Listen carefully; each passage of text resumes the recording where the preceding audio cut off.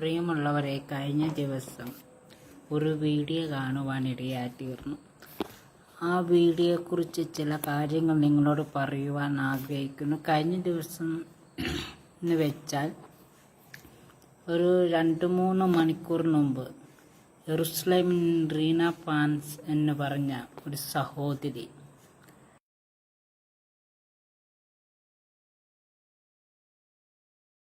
ആദ്യം നമുക്ക് കേൾക്കാം.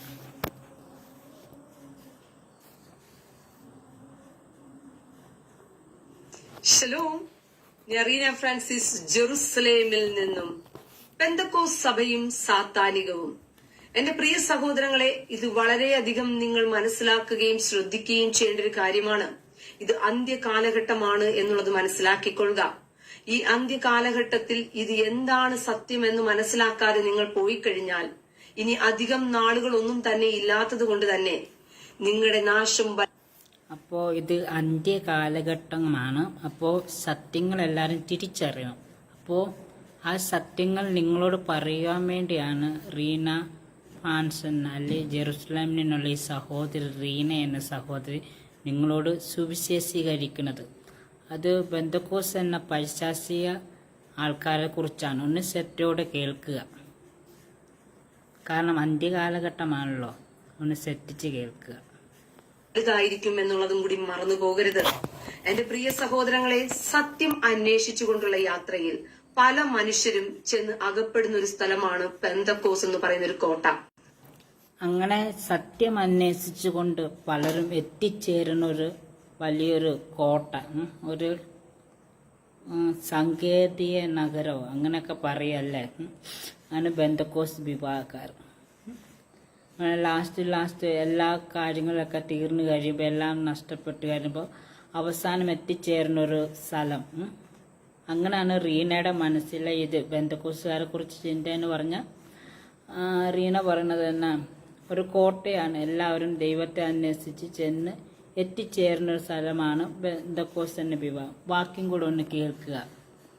അതായത് ദൈവവചന സത്യങ്ങളെ മനസ്സിലാക്കണമെന്നും ദൈവം ആരാണെന്ന് അറിയണമെന്നും ഒക്കെ ആഗ്രഹിച്ചുകൊണ്ട് ദൈവവചനം വായിക്കുകയും അതിനെക്കുറിച്ച് ധ്യാനിക്കുകയും ചിന്തിക്കുകയും ചെയ്യുന്ന ഏതൊരുവനും, അത് കത്തോലിക്കയിലുള്ളവനാകട്ടെ, യാക്കോബറ്റിലുള്ളവനാകട്ടെ, ഓർത്തഡോക്സിലുള്ളവനാകട്ടെ, അത് മാർത്തോമയിലുള്ളവനാകട്ടെ, അവൻ ഹിന്ദുവാകട്ടെ, അവൻ പട്ടികജാതി പട്ടിക വിഭാഗത്തിൽപ്പെട്ടവനാകട്ടെ, അങ്ങനെ ഏത് തരത്തിൽപ്പെട്ടവനാണെങ്കിൽ പോലും അങ്ങനെ സത്യം അന്വേഷിച്ചു പോകുന്ന ഒരു വ്യക്തിയെ, ദൈവവചന സത്യങ്ങൾക്കനുസൃതമായിട്ട് ജീവിക്കുന്നവരാരുണ്ട്, അല്ലെങ്കിൽ ഈ ദൈവവചന സത്യങ്ങൾ ആരാണ് പഠിപ്പിക്കുന്നത് എന്നൊക്കെ പറഞ്ഞ് അന്വേഷിക്കുന്ന ഓരോ വ്യക്തിയും അവസാനം ചെന്നുപെടുന്ന ഒരു കുഴി എന്ന് പറയണം പെന്തക്കോസ്.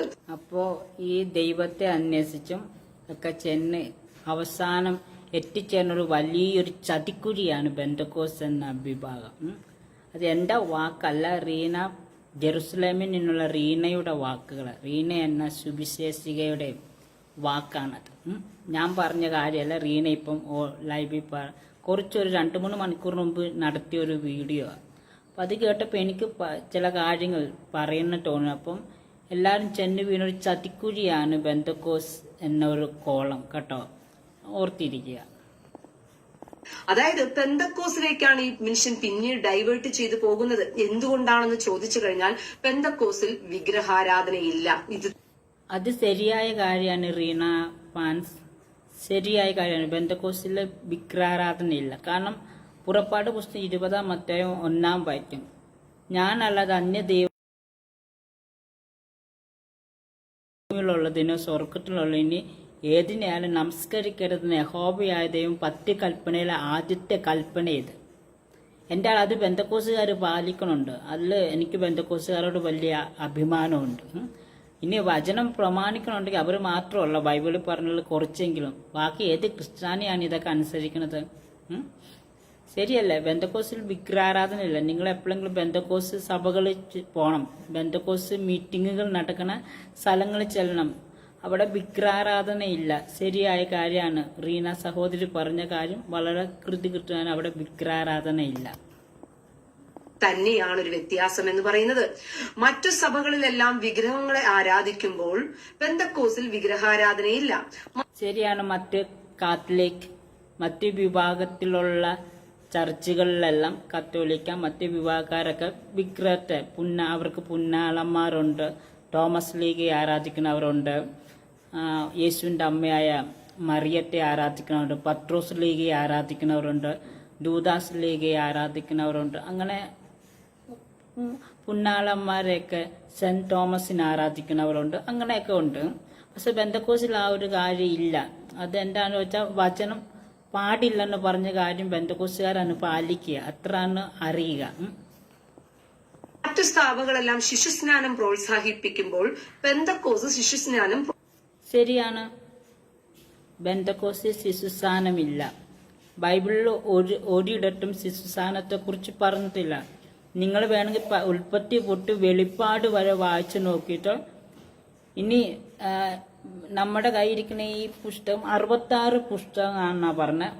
മറ്റേ PSC ബൈബിൾ അതപ്പോഴുള്ള ബൈബിൾ പുസ്തകങ്ങൾ കൂടാണ്. നമ്മുടെ കത്തോലിക്കക്കാർ ഉപയോഗിക്കുന്ന പുസ്തകങ്ങൾ ഇച്ചിരി അധ്യായങ്ങൾ കൂടുതലുണ്ട്. ഇനി ആ അധ്യായങ്ങൾ മുഴുവൻ എടുത്ത് വായിച്ചാലും, അല്ലെങ്കിൽ ഈ ബൈബിളിലുള്ള എല്ലാ വാക്യങ്ങളും നിങ്ങൾ എടുത്ത് നോക്കുക. ഉൽപ്പത്തി തൊട്ട് വെളിപാട് പുസ്തകം വരെ ഒന്ന് എടുത്ത് വായിക്കുക. എവിടെ ശിശുസ്ഥാനത്തെക്കുറിച്ച് വായിക്കണം? ഏതെങ്കിലും യേശുവിന് മുമ്പോ യേശുവിന് ശേഷമോ ആരെങ്കിലും, ഇനി യേശു യഹൂദന്മാരുടെ ദൈവമാണല്ലോ, അദ്ദേഹത്തിന് ജനിച്ചപ്പോൾ അദ്ദേഹത്തെ കൊണ്ട് ശിശുസ്ഥാനം കൽപ്പിച്ചതായി വേദപുസ്തകത്തിലുണ്ടോ? ഈ 4 സുവിശേഷവും ഞാൻ വായിച്ചിട്ടുണ്ട്. ഒന്നുമല്ല, 21 തവണ.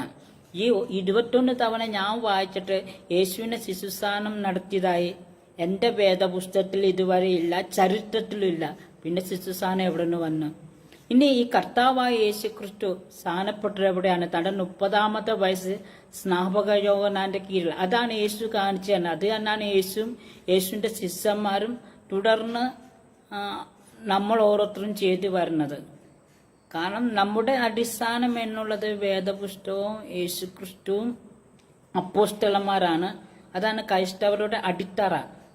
ആണോ ഇല്ലോ എന്ന് നിങ്ങൾ തന്നെ വിലയിരുത്തുക. ഒരു ക്രൈസ്തവന്റെ അടിത്തറ ഉപദേശം എന്ന് പറഞ്ഞാൽ ഉറപ്പിക്കുന്നത് യേശുക്രിസ്തു കാണിച്ചു തന്ന മാതൃകയും യേശുക്രിസ്തുവിന്റെ ശേഷമുള്ള അപ്പോസ്തലന്മാരുടെ അടിസ്ഥാനത്താണ് സഭ പണിതെടുക്കുന്നത്. അപ്പോൾ യേശുക്രിസ്തുവിന്റെ മുമ്പോ അല്ലെങ്കിൽ പഴയ നിയമത്തിലോ ഇനി പുതിയ നിയമത്തിൽ യേശു വന്നതിന്റെ ശേഷമോ ശിശുസ്ഥാനത്തെ കുറിച്ച് ബൈബിളിൽ എവിടെയില്ല. മോസസ് ശിശുസ്ഥാനം ഏറ്റിട്ടില്ല, അബ്രഹാം ശിശുസ്ഥാനം ഏറ്റിട്ടില്ല, ജോഷുവ ഏലിയാവ് ഏലീസ് ഇവരാരും, ഇനി പ്രവാചകന്മാരാരും ഇരിമാവ് ഗസിയേലോ ദാനിയേൽ ഇവരാരും ഏറ്റ്, ഇനി യേശുവിന്റെ ശേഷമല്ല, യേശുക്രിസ്തു പോലും ശിശുസ്ഥാനം ഏറ്റിട്ടില്ല. ബൈബിളിനാണ് ഞാൻ പറയുന്നത്. അപ്പോൾ ഇവരാരും ശിശുസ്ഥാനം ഏറ്റിട്ടില്ല. പിന്നെ പെന്തക്കോസ്തുകാരായ ഞങ്ങൾ എന്തിനാണ് ശിശുസ്ഥാനം സ്വീകരിക്കുന്നത്? ഇപ്പൊ എനിക്കറിയത്തില്ല. റീന ഫ്രാൻസ് പറയണു, സഹോദരി പറയണു പെന്തക്കോസ്തിൽ വിഗ്രഹാരാധന ഇല്ല. അത് ശരിയായ കാര്യമാണ്. കാരണം ബൈബിൾ പറയുന്നു, ഒരു യഹോവയല്ലാതെ വേറൊരു ദൈവത്തെ, ജീവനുള്ള ദൈവത്തിലുള്ള വേറെ ഒരെണ്ണത്തെ പോലും ആരാധിക്കാൻ പാടില്ലെന്ന് പുറപ്പാട് പുസ്തകത്തിലും വ്യക്തമായി പറഞ്ഞിട്ടുണ്ട്. 20-ാം അധ്യായം 1-ാം വാക്യം. ആദ്യത്തെ കൽപ്പന ദൈവത്തിന്റെ 10 കൽപ്പന ദൈവം തന്റെ ജനത്തേക്ക് കൊടുക്കുമ്പോൾ സീനായ് പർവ്വതത്തിൽ വെച്ച് കൊടുക്കും. ആ 10 കൽപ്പന അതിപ്രധാനപ്പെട്ട കൽപ്പനയാണ് ഇത്. ഇത് പ്രമാണിക്കുന്നില്ലെങ്കിൽ നമ്മൾ ക്രിസ്ത്യാനി എന്ന് പറഞ്ഞിട്ട് ദൈവത്തിന്റെ കാര്യം പറഞ്ഞിട്ട് എന്താ പ്രയോജനമുള്ള എൻ്റെ റീന സഹോദരി? പിന്നെ ശിശുസ്ഥാനത്തെ കുറിച്ച് പറയുവാണെങ്കിൽ ബൈബിളിൽ എവിടെയും ശിശുസ്ഥാനത്തെ കുറിച്ച് പറഞ്ഞിട്ടില്ല. നിങ്ങൾക്ക് സംശയം, നിങ്ങൾ ആരെങ്കിലും, ഞാൻ നിങ്ങളെ ഒരു വ്യക്തിയെങ്കിൽ നിങ്ങൾ എടുത്തു കാണിക്കുവാണെങ്കിൽ അന്ന് ഞാൻ എൻ്റെ ഈ സുവിശേഷ പ്രവർത്തനം ഞാൻ നിർത്തും. ഞാൻ ചലഞ്ച് ചെയ്യുകയാണ് നിങ്ങളെ. ഞാൻ ഈ 66 പുസ്തകം വായിച്ചിട്ട് ഇതുവരെ എൻ്റെ പുസ്തകത്തിലോ യേശുക്രിസ്തുവിന്റെ മുമ്പോ യേശുക്രിസ്തുവിന്റെ ശേഷമോ ആരും ചരിത്രത്തിലാകട്ടെ നമ്മളെ കയ്യിരിക്കുന്ന ഈ വേദപുസ്തകത്തിലാകട്ടെ ശിശുസ്ഥാനമേറ്റതായി ഞാൻ വായിച്ചിട്ടില്ല. ഇനി സ്ഥാനമേറ്റിട്ടുണ്ടോ? ഉണ്ട്. സ്നാപക യോഹന്നാന്റെ കീഴിൽ സ്ഥാനമേറ്റതെല്ലാം പ്രായം ചെന്നവരാ, പക്വതയെത്തിയ പൗരന്മാരാണ്. അവിടെ കൂടി വന്ന പക്വതയെത്തിയ ജനതകളെയാണ് യോഹന്നാൻ സ്നാപകൻ മാനസാന്തര സ്ഥാനം കഴിപ്പിച്ചത്. സുവിശേഷങ്ങൾ എടുത്ത് വായിച്ചു നോക്കുക. സുവിശേഷങ്ങൾ എടുത്ത് വായിക്കും. ഈ ഈ 4 സുവിശേഷങ്ങൾ വായിച്ചാൽ യോഹന്നാൻ സ്നാപകൻ സ്ഥാനപ്പെടുത്തിയത് എന്തുവാ? ഇനി അവസാനത്തെ മഹാപുരോഹിതനായ സമൂവേൽ എന്നൊരു ഒരു പുരോഹിതൻ, ആ പുരോഹിതനാണ് യേശുവിനെ അനുഗ്രഹിച്ച് പ്രാർത്ഥിച്ച് ആശീർവദിക്കുന്നത്. അദ്ദേഹം പോലും യേശു ക്രിസ്തുവിനെ ജലസ്ഥാനപ്പെടുത്തിയതായി വേദപുസ്തകത്തിലില്ല. പിന്നെ യോഹന്നാൻ സ്നാപകൻ അദ്ദേഹം നടത്തിയ മാനസാന്തര സ്ഥാനത്തിലും ശിശുക്കളെ സ്ഥാനപ്പെടുത്തിയതായി രേഖപ്പെടുത്തിയതായി. യേശു സ്ഥാനപ്പെടുത്തി, യേശുവിന്റെ ശിഷ്യന്മാരെ സ്ഥാനപ്പെടുത്തി, അതിനുശേഷം യേശുവിന്റെ അപ്പോസ്തലന്മാരെ സ്ഥാനപ്പെടുത്തി. അവിടെ ഒന്നും ശിശുസ്ഥാനത്തെ കുറിച്ച് പറയുന്നില്ല. അത് തന്നെയാണ് പെന്തക്കോസ്തുകാരും പാലിച്ചു വരുന്നത്. പ്രോത്സാഹിപ്പിക്കുന്നില്ല. ഈ 2 പഠിപ്പിക്കലുകളുടെ വ്യത്യാസം മാത്രമേ ഉള്ളൂ പെന്തക്കോസ്ത് സഭയും മറ്റു സഭകളും തമ്മിലുള്ള വ്യത്യാസം. ഇത്രമേ റീനയ്ക്ക് അറിയാവുള്ളത്. വിഗ്രഹാരാധന ബന്ധക്കോസിലില്ല, ശിശുസ്ഥാനവും ഇല്ല. വേറെ കുറെ കാര്യങ്ങളും ബന്ധക്കോസിലുണ്ട്. വെല്ലപ്പിളക്കാർ റീന എന്ന സഹോദരി ബന്ധക്കോസിൽ ആരാധനയ്ക്കൊക്കെ ഒന്ന് പോകേണ്ടത് നല്ലതാണ്. നമുക്ക് ഈ സോഷ്യൽ മീഡിയയിലൊക്കെ വന്നിരുന്ന് നമുക്ക് എൻ്റെ അഭിപ്രായം പറയാം സഹോദരങ്ങളെ. ഞാനൊരു ബന്ധക്കോസുകാരൻ, ഞാൻ തുറന്നു പറഞ്ഞ ഒരു ബന്ധക്കോസുകാരനും ഒരു സുവിശേഷകനുമാണ്. ബൈബിൾ 21-ലധികം തവണ ഞാൻ വായിച്ചിട്ടുണ്ട്, പഠിച്ചിട്ടുമുണ്ട്. അപ്പോൾ ഈ 2 കാര്യമേ ബന്ധക്കോസ്റ്റിന്റെ അകത്തുള്ള കാര്യങ്ങൾ ഈ സഹോദരിക്ക് അറിയാവുള്ള. അവിടെ വിഗ്രഹാരാധനയില്ല, ശിശുസ്ഥാനവും ബാക്കി എല്ലാ ചർച്ചുകളും ബാക്കി എല്ലാ ക്രൈസ്തവ സഭകളും ഉൾക്കൊള്ളുന്നു. ഇതൊക്കെ എങ്ങനെ കടന്നു വന്നു എന്ന് ചോദിച്ചാൽ അതിന്റെ ചരിത്രത്തിലേക്കൊന്നും ഞാൻ പോകുവാൻ ആഗ്രഹിക്കുന്നതില്ല. അത് അല്ലാതെ ഇഷ്ടംപോലെ കാര്യങ്ങൾ ബന്ധക്കോസിന്റെ ഉള്ളറയിലുണ്ട് എന്ന് പറയുന്നത്. അങ്ങനെ ഈ ദൈവകൽപ്പന അനുസരിക്കുന്നവരാണ്, അതുകൊണ്ട് ഞങ്ങൾ പ്രാർത്ഥിക്കുന്ന സ്ഥലങ്ങളിൽ വന്നിരുന്ന് പ്രാർത്ഥിച്ചാലേ സ്വർഗത്തിൽ പോകാൻ പറ്റൂ. അങ്ങനെ ഒരിക്കലും എന്ന് പറഞ്ഞ വിഗ്രഹാരാധന നിഷേധിച്ചിട്ട് അതിന്റെ ശേഷം അതുകൊണ്ട് ഞങ്ങൾ ദൈവമക്കളാണ്, ഞങ്ങൾ ഇരിക്കുന്നിടത്ത് വന്ന് നിങ്ങൾ പ്രാർത്ഥിക്കണമെന്ന് ഞങ്ങൾ ആരും പറയാറില്ല. നിങ്ങൾക്ക് വേണമെങ്കിൽ ബന്ധക്കോസിൽ വന്നോ, നിങ്ങൾ യേശുവിനെ ആരാധിച്ചോ, എനിക്ക് നിർബന്ധമൊന്നുമില്ല നിങ്ങൾ യേശുവിനെ അറിയണമെന്നുള്ള കാര്യത്തിൽ. എനിക്ക് ഇഷ്ടമെങ്കിൽ ബന്ധക്കോസിൽ വരാം, ബന്ധക്കോസുകാരെ പ്രാർത്ഥനയ്ക്ക് പങ്കെടുക്കാം. അതൊക്കെ നിങ്ങളെ വ്യക്തിപരമായ കാര്യമാണ്. ഇപ്പൊ ഞാനൊരു ഉപദേശിയാന്ന് വെച്ച് എനിക്ക് ആരെ നിർബന്ധിച്ചൊരു സ്ഥലത്തേക്ക് കൊണ്ടു എത്തിക്കേണ്ട ആവശ്യമൊന്നും എനിക്കില്ല. നിങ്ങൾക്ക് ഇഷ്ടമാണെങ്കിൽ എന്നെ ഏൽപ്പിച്ച് സുവിശേഷം പറയുക എന്നുള്ളതാണ്. മതപരിവർത്തനം നടത്താനല്ല എന്നെ ഏൽപ്പിച്ച്. എന്നോട് പറഞ്ഞിരിക്കണ സുവിശേഷം പറയുക, സുവിശേഷം മറ്റുള്ളവരെ അറിയിക്കുക. അപ്പോൾ ഇവിടെ റീന എന്ന സഹോദരി പറയുന്ന എന്താണെന്ന് ചോദിച്ചാൽ വിഗ്രഹാരാധനയൊക്കെ ഇല്ലാത്തത് കൊണ്ട്, അതുമല്ല ബന്ധക്കോസിലുള്ളവരെല്ലാം അവരെന്ത് ചെയ്യുക, ജനങ്ങളെ അങ്ങനെ നയിക്കുകയാണ് എന്നുള്ള തരത്തിൽ അവരുടെ പഠിപ്പിക്കലുകൾ മാറുകയും ആ പഠിപ്പിക്കലുകളിൽ വിശ്വസിച്ചുകൊണ്ട് ഓരോ മനുഷ്യരും സത്യത്തെ അന്വേഷിച്ചു സ്വർഗത്തിൽ പോകാൻ പറ്റൂ എന്നുള്ള തരത്തിൽ അവരുടെ പഠിപ്പിക്കലുകൾ ദൈവകൽപ്പന അനുസരിക്കുന്നവരാണ്.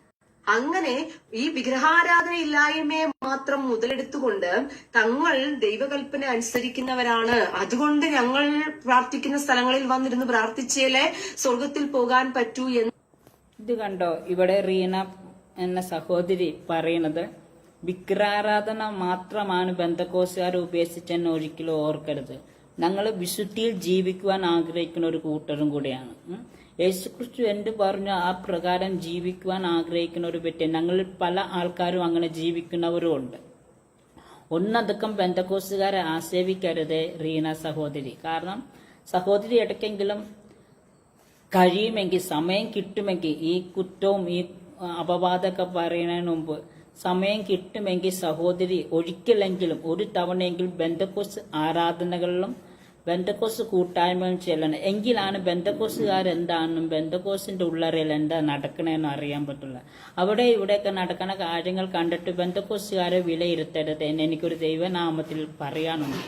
എന്താണ് ബന്ധക്കോസ്? ബന്ധക്കോസ് എന്ന് വെച്ചാൽ മറ്റു ഉപദേശങ്ങൾ വ്യത്യസ്തപ്പെട്ടവരാണ് ബന്ധക്കോസ്. അവർ യേശുക്രിസ്തുവിന്റെയും അപ്പോസ്തലന്മാരുടെ ഉപദേശം മാത്രമാണ് നോക്കണം. ബാക്കി കോൺസ്റ്റൻസ് ചക്രവർത്തി കൊണ്ടുവന്ന ശിശുസ്ഥാനത്തെയോ ഉത്സവങ്ങളോ മറ്റു കാര്യങ്ങളൊന്നും ബന്ധക്കോസുകാർ അനുഷ്ഠിക്കുന്നു. അവരെ എല്ലാത്തിനും വേർപെട്ട ജനമെന്നാണ് ബന്ധക്കോസുകാരെ പറയുന്നത്.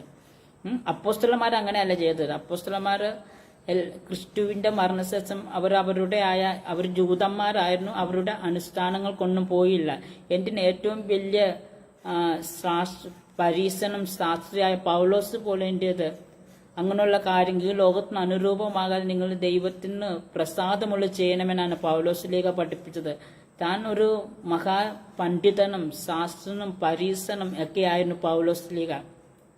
അദ്ദേഹം എന്ത് ചെയ്യുന്ന അറിയാവോ? അദ്ദേഹം യേശുക്രിസ്തു അറിഞ്ഞപ്പോൾ തന്റെ പഴയ ആചാരങ്ങളിൽ നിന്ന് താൻ വേറിട്ട് നിൽക്കുവാനിടയത്. പണ്ട് താൻ പള്ളിയിലെ ഉത്സവത്തിന് പോകാൻ, ജൂതന്മാർക്ക് ഇഷ്ടംപോലെ ഉത്സവങ്ങളുണ്ട്, അതിനൊക്കെ പോകുന്ന പൗലോസ് അതിനെല്ലാം മാറി നിൽക്കുവാനിടയായിട്ടാണ്. കാരണം അതാണ് പെന്തക്കോസ്തുകാരും ചെയ്യുന്നത്. ഞങ്ങൾ അപ്പോസ്തലന്മാർ എന്ത് പറഞ്ഞു അതാണ് ചെയ്യുന്നത്. ഇനി വിഗ്രഹാരാധന നിഷേധിച്ച് അതുകൊണ്ട് ജനങ്ങളെല്ലാം എന്താ ചെയ്യേണ്ടത്? റീന പറഞ്ഞതുപോലെ, സഹോദരി പറഞ്ഞതുപോലെ ആ ഒരു ഉപദേശത്തിന്റെ അടിസ്ഥാനത്തിലാണ് പെന്തക്കോസ്ത്. അത് മാത്രം ഞങ്ങൾ വിഗ്രഹാരാധന മാത്രമല്ല ഞങ്ങളുടെ ഇടയിലോ ഇല്ലാത്തത്, വിഗ്രഹാരാധനയില്ല. എല്ലാ മനുഷ്യരെയും നല്ലവരാക്കുവാൻ പെന്തക്കോസ്തുകാർക്ക് കഴിഞ്ഞിട്ട്. ഈ ലോകത്ത് ഇഷ്ടംപോലെ മതങ്ങളുണ്ടല്ലോ. ഏതെങ്കിലും വ്യക്തിയെ സമൂഹത്തിൽ നല്ല മാന്യന്മാരായി നിർത്തിയിട്ടുണ്ടെങ്കിൽ അത് പെന്തക്കോസ്തിലെ ഉപദേശിമാരുടെ ഉപദേശം മുഖാന്തരമാണ്. അല്ലെങ്കിൽ പെന്തക്കോസ്തിലെ പാസ്റ്റർമാർ ഓരോ വീട്ടിലും കയറി ചെന്നിട്ട് പറയും, നിങ്ങൾ കള്ളു കുടിക്കരുത്, വീടി വലി, നിങ്ങൾ നശിക്കരുത്. ഏതെങ്കിലും മതവിഭാഗക്കാർ അതിനെല്ലാം കൈകൊട്ടി സന്തോഷിപ്പിക്കുമ്പോൾ പെന്തക്കോസ്തിലെ പാസ്റ്റർമാർ തെരുവോരത്തിൽ നിന്നും അവിടെ ഇവിടെ നിന്ന് അവർ പറഞ്ഞു കൊടുക്കുന്നു, അത് ദോഷമാണ്, നിങ്ങൾ നിങ്ങളെ ജീവിതം നശിപ്പിക്കാണ്, അങ്ങനെ പറഞ്ഞു കൊടുക്കുന്ന ആരെങ്കിലും. ഇതൊക്കെ തെറ്റാണെന്ന് പറഞ്ഞ എന്താണ് പറയുന്നത്? ഒരു വ്യക്തിയെ നൽവഴിയിലേക്ക് നയിക്കുന്നതല്ലേ യേശുക്രിസ്തു നമ്മളെ കാണിച്ചു തന്ന മാർദ്ദിക. ഇനി അടുത്തതൊന്ന് കേൾക്കാം. എന്നുള്ള തരത്തിൽ അവരുടെ പഠിപ്പിക്കലുകൾ മാറുകയും ആ പഠിപ്പിക്കലുകളിൽ വിശ്വസിച്ചുകൊണ്ട് ഓരോ മനുഷ്യരും സത്യത്തെ അന്വേഷിച്ചു പോകുന്നവൻ കെട്ടപ്പെട്ട് കിടക്കുകയാണ് പെന്തക്കോസ്ത്. അതെ, ഈ സത്യങ്ങളെ അറിഞ്ഞ പോലുള്ള എല്ലാ സത്യങ്ങളൊക്കെ അറിഞ്ഞ ശേഷം പെന്തക്കോസ്തി വന്ന് എല്ലാവരും കെട്ടപ്പെട്ട് കിടക്കുക. ഒന്നാമത് കെട്ടപ്പെട്ടാണ് അവർ ഈ പെന്തക്കോസ്തി വന്നത്. അപ്പം പെന്തക്കോസ്തിന്റെ ബന്ധനം കൂടെയാണ് വീണ് എല്ലാം കെട്ടപ്പെട്ടെന്ന് കിടക്കുക. അവർക്ക് ഒന്നും കഴിയുന്നില്ല, പുറത്തേക്കൊന്നും പോകാൻ. വലിയ ബന്ധനമാണ്.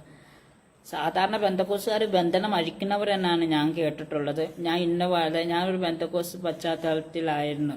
എൻ്റെ ഒരു കാലഘട്ടത്തിന് മുമ്പ് ഞാൻ പെന്തക്കോസ്തിലല്ലായിരുന്നു. അതിൻ്റെ ശേഷം പെന്തക്കോസ്തിലേക്ക് ഞാൻ വന്നത്. അപ്പം അന്ന് തൊട്ട് എൻ്റെ അറിവ് ശരിയാണെങ്കിൽ പെന്തക്കോസ്തുകാരെല്ലാം ബന്ധനം അഴിക്കുന്നവർ, ആരെയും ബന്ധിക്കുന്ന ഒരു സ്വഭാവം അവർക്കില്ല. അടുത്ത കേൾക്കാം. പറയുന്ന ഒരു കോട്ടയ്ക്കകത്ത്, അതിനകത്ത് നിന്നും അവൻ ഒരിക്കലും രക്ഷപ്പെടാൻ പറ്റില്ല. അതിനകത്ത് നിന്നും സത്യം അന്വേഷിച്ചുകൊണ്ടുള്ള യാത്രയിലേക്ക് അവൻ പോകാൻ കഴിയില്ല.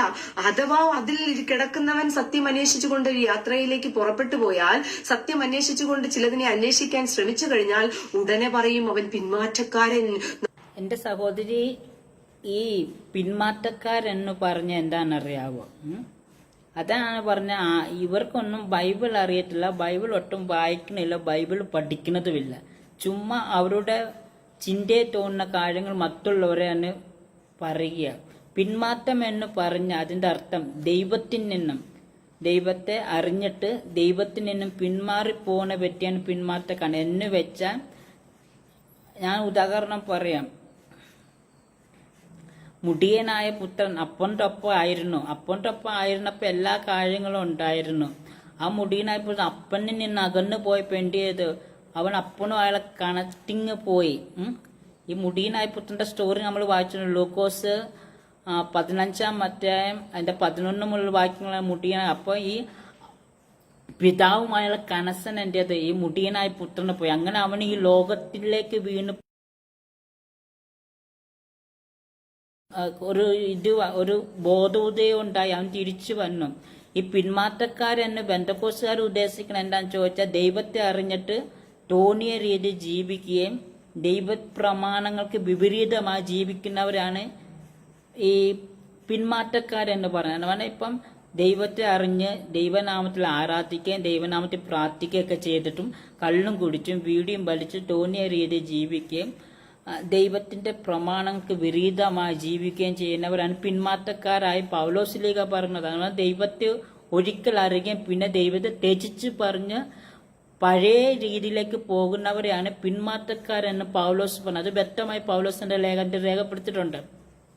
ദൈവത്തെ അറിഞ്ഞ ശേഷം പിന്നെ അതിനും പ്രതിചലിച്ച് ആ അറിഞ്ഞ സത്യത്തെ നിന്നും പ്രതിചലിച്ച് വന്ന വഴിയിലേക്ക് തിരിച്ചു പോകുന്നവരാണ് പിന്മാറ്റക്കാരൻ എന്ന് പറഞ്ഞപ്പോൾ ഞാൻ ഹിന്ദു ആയിരുന്നു, ഞാൻ യേശുവിനെ അറിഞ്ഞു. യേശുവിനെ അറിഞ്ഞ ശേഷം എനിക്ക് എന്ത് ചെയ്തു, ഞാൻ അതിൽ നിന്നും വീണ്ടും ആ ഒരു ജാതി ഇതിലേക്ക് പോയ അവനെ ദൈവപൈതലായി കാണുവാൻ വചനം അനുഷ്ഠിക്കുന്നില്ല. അവൻ അപ്പോഴും അവൻ ജാതികൻ തന്നെയാണ്.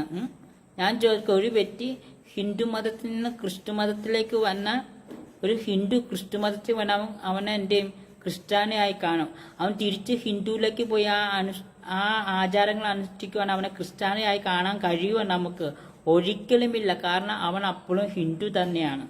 ഇത് തന്നെയാണ് ഞാൻ പറഞ്ഞ പിന്മാറ്റത്തിന്റെ കാര്യം. അവൻ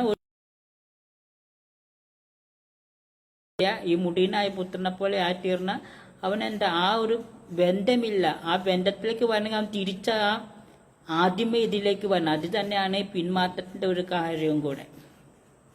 നരകത്തിലേക്ക് തള്ളപ്പെടുന്ന പിശാച് അവനെ പിന്നെ ഏതെല്ലാം തരത്തിൽ തേജോവധം ചെയ്യാൻ പറ്റുമോ ആ തരത്തിലെല്ലാം അവനെ പാപിയായും കൊള്ളാത്തവനായും. ഒരിക്കലുമില്ല സഹോദരി, ഞങ്ങൾ പിന്മാറ്റക്കാരെ ആരെ ഒന്നും പറയാറില്ല. അങ്ങനെ എന്റെ അറിവിലില്ല. അങ്ങനെ പറയുന്ന സഭകളുണ്ടോന്നും എനിക്കറിയത്തില്ല. ഒരു വ്യക്തി പിന്മാറിപ്പോയി അവന് വേണ്ടി കുട്ടിയിരുന്ന് പ്രാർത്ഥിക്കും പെന്തക്കോസ്ത് വിഭാഗക്കാരൻ. അതാണ് ഞാൻ കണ്ടിട്ടുള്ളത്.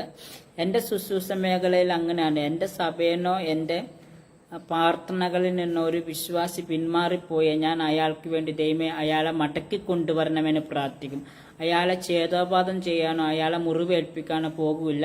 പിന്നെ അയാളെ കാണുമ്പോൾ ഞാൻ സുവിശേഷം പറയും, സഹോദരൻ നിങ്ങൾ പോണ വഴി ശരിയല്ല, നിങ്ങൾ എൻ്റെ ആദ്യമേ ഇതിലേക്ക് കടന്നു വരണമെന്ന് അവരെ പറഞ്ഞു ഉപദേശിപ്പിക്കും. അല്ലാതെ ഒരിക്കലും അവരെ തളർത്തിക്കളയുന്ന രീതിയിൽ അവരെ മുറിവേൽപ്പിക്കുന്ന രീതിയിൽ സംസാരിക്കാറ്. അതാ ഞാൻ വീണ്ടും വീണ്ടും റീന എന്ന സഹോദരിയോട് പറഞ്ഞത്, നിങ്ങൾ ഇടയ്ക്കെങ്കിലും വല്ലപ്പോഴെങ്കിലും കിട്ടുന്ന സമയത്തെങ്കിലും ബന്ധക്കോസിൽ ഒരു 2-3 മാസം പോയി ഒന്ന് ആരാധന കൂടുക, എന്നിട്ട് അവരുമായി ഒന്ന് സഹകരിച്ചു നോക്കുക. അപ്പോഴാണ് ആ ബന്ധക്കോസിന്റെ ഇത് മനസ്സിലാകുള്ളത്. ചുമ്മാ ആരെങ്കിലും പറയുന്ന കേട്ട് ബന്ധക്കോസുകാരെ കുറിച്ച് പറയാൻ വരട്ടെ റീന സഹോദരി. ഒരാള് പിന്മാറിപ്പോയിന്ന് ഓർക്കുക. എന്റെ സഭയിൽ ഒരാൾ പിന്മാറിപ്പോയി, ഞാൻ അയാളെ കാണുമ്പോൾ കല്ല് വെച്ച് എറിയാനും അയാളെ തൊഴിക്കാനും ഇടിക്കാനും ചവിട്ടാനൊന്നും ഞാൻ പോകില്ല. അയാളോട് ഞാൻ പറയും, സഹോദരൻ നിങ്ങൾ വീണ്ടും മടങ്ങി വരണം. അതിന് ചേതോപകാരം ചെയ്യുക, അവരെ ഉപദേശിക്കുകയാണ് പറയുന്നത്. എന്റെ അറിവിലില്ല. ഞങ്ങളൊക്കെ സഭയിൽ ഇഷ്ടം പോലെ പേര് പിന്മാറിപ്പോയിട്ടുണ്ട്, ഇഷ്ടം പോലെ വ്യക്തികൾ പിന്മാറിപ്പോയിട്ടുണ്ട്. അവരെ ആരെയും ഞങ്ങൾ ഉപദേശിക്കുവാനോ അവരെ ഭീഷണിപ്പെടുത്തി ക്രിസ്തു വീണ്ടും തിരിച്ചുകൊണ്ടാണ്. ഞങ്ങൾ അവരെ കാണുമ്പോൾ സഹോദര ശരിയല്ല, നിങ്ങൾ ദൈവത്തെ അറിഞ്ഞൊരു വ്യക്തിയല്ലേ, നിങ്ങൾ വീണ്ടും ആ ദൈവത്തെ അറിയും. നിങ്ങൾ ഈ ദുശീലങ്ങളൊക്കെ വിട്ട് ആ പഴയ യേശുക്രിസ്തുവിലേക്ക് വരിക എന്നുള്ളതാണ് ഇവിടുത്തെ ഉപദേശിമാർ പറഞ്ഞത്. അല്ലാതെ പിന്മാറ്റക്കാരെ ഞങ്ങൾ ഒരിക്കലും പിന്മാറിപ്പോണ ഒരു വിശ്വാസികളെയോ ഒരു വിഭാഗത്തെയോ ഞങ്ങൾ മുറിവേൽപ്പിക്കാൻ പോകുന്നില്ല. ഈ അറിവ് റീനയ്ക്ക് എവിടെ നിന്ന് ലഭിച്ചു എന്നുള്ളത് എനിക്ക് അറിഞ്ഞുകൂടാ. ഇനി അടുത്തത് കേൾക്കുക. നിഷ്ഠൂരനായും കാപട്യം നിറഞ്ഞവനായും ലോകത്തിൽ ഏറ്റവും അധമനുമായൊക്കെ ഈ കൂട്ട ആക്രമണം ബന്ധക്കോസുകാർ നടത്തിക്കളയും. ഇനി അടുത്തത് കേൾക്കുക. അവരെ നീചനായും അവരെ ഗൂരനായും പിന്നെ അവരെ എന്റെയും വെറുതെ വിടൂല്ല. ഈ പിന്മാറിപ്പോണവരെ ഈ ബന്ധക്കോസിലുള്ളവർ അവരോട് പെരുമാറുന്ന പെരുമാറ്റത്തെക്കുറിച്ചാണ് നമ്മളെ റീന സഹോദരി പറയുന്നത്. അപ്പോൾ ഈ റീന സഹോദരിക്ക് ഇതുവരെ ബന്ധക്കോസ്റ്റിന്റെ കാര്യങ്ങളൊന്നും അറിയത്തില്ല. ആരെങ്കിലും എന്തെങ്കിലും പറയുന്നത് ഒക്കെ കേട്ട് റീന സഹോദരി ഇങ്ങനെ ഓൺലൈനിൽ വന്നിരുന്ന് കുറച്ചൊരു സമയം മുഴുവനും ഒരു സമയം മുഴുവൻ ഇസ്ലാമിയരെ കുറ്റം പറയണം. അവരെ കുറ്റം പറഞ്ഞ് മടുത്ത് ഇനി മുഹമ്മദ് നബിയെ കുറിച്ച് പറയാൻ ഒരു കാര്യമില്ല. അപ്പോൾ ഇനി അടുത്തതായി ക്രിസ്ത്യാനികളുടെ അടുത്തേക്ക് പോവാം. അപ്പൊ ക്രിസ്ത്യാനികൾ എല്ലാവരും പറയാൻ പറ്റില്ല. റീന ബന്ധക്കോസ് വിവാദത്തിൽപ്പെട്ട ഒരു വ്യക്തിയല്ല, അതിന് വ്യത്യസ്തമായി ജീവിക്കുന്ന ഒരു വ്യക്തി. അതുകൊണ്ട് റീന തീരുമാനിച്ചു ബന്ധക്കോസുകാരെ എടുത്തെന്ന് പറയാം. അതിവിടെ പറയുന്നത് എന്താണെന്നറിയാവോ, അവരെ ഛേദോപാതം ചെയ്യുന്നു, അവരെ ദുഷ്ടന്മാരാക്കാൻ. എന്റെ പൊന്ന് സഹോദരി റീന സഹോദരി, നിങ്ങൾ എന്ത് കണ്ടിട്ടാണ് ഇങ്ങനെ പറയുന്നത്? ഞാനൊരു ബന്ധക്കോസിലെ ഒരു വ്യക്തിയാണ്, ഞാൻ ഒരു സുവിശേഷകനുമാണ്. എനിക്ക് ഞാൻ ബെന്തക്കോസിൽ ഒരു സുവിശേഷ പ്രവർത്തകനാണ്. ഞാൻ ആന്ധ്രയുടെ ദേശത്ത് കർത്താവിന്റെ വേല ചെയ്യുന്നുണ്ട്. ഇപ്പൊ ഞാനൊരു ജോലി സംബന്ധമായി കേരളത്തിൽ ഒരു സ്ഥാപനത്തിലാണ്.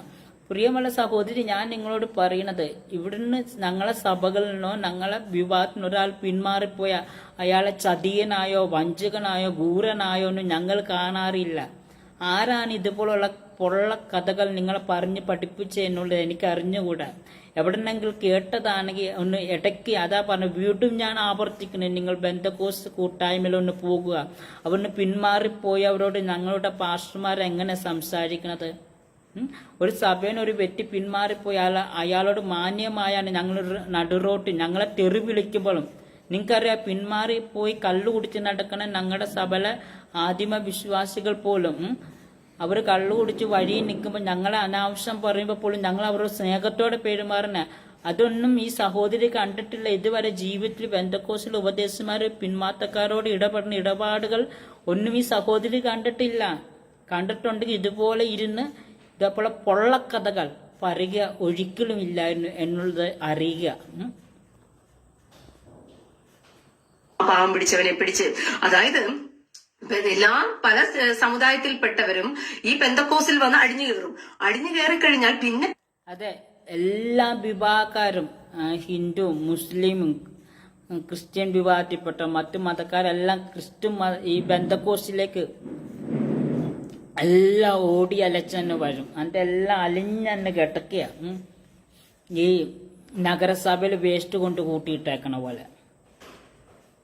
ഇത് നമ്മളെ റീന സഹോദരിയുടെ വെളിപ്പാടാ കേട്ടോ. ഡെസന ഒരു പുതിയ സുവിശേഷ പ്രവർത്തനമായി വന്നേക്കുക ബെന്തക്കോസുകാരെ കുറിച്ച്. അപ്പോൾ ഈ സഹോദരി പറയാണ്, എല്ലാ ബെന്തക്കോസിലേക്ക് എല്ലാവരും കൂടെ വന്നെന്ന് ലയിച്ച് കിടക്കുകയാണ്.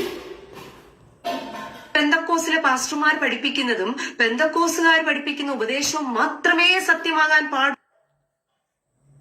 ഞാൻ ചോദിക്കട്ടെ, ബെന്തക്കോസിലെ പാസ്റ്റർമാർ പഠിപ്പിക്കുന്ന ഉപദേശത്തിന് എന്താ കുഴപ്പം? സത്യമല്ല അവർ പഠിപ്പിക്കണത്.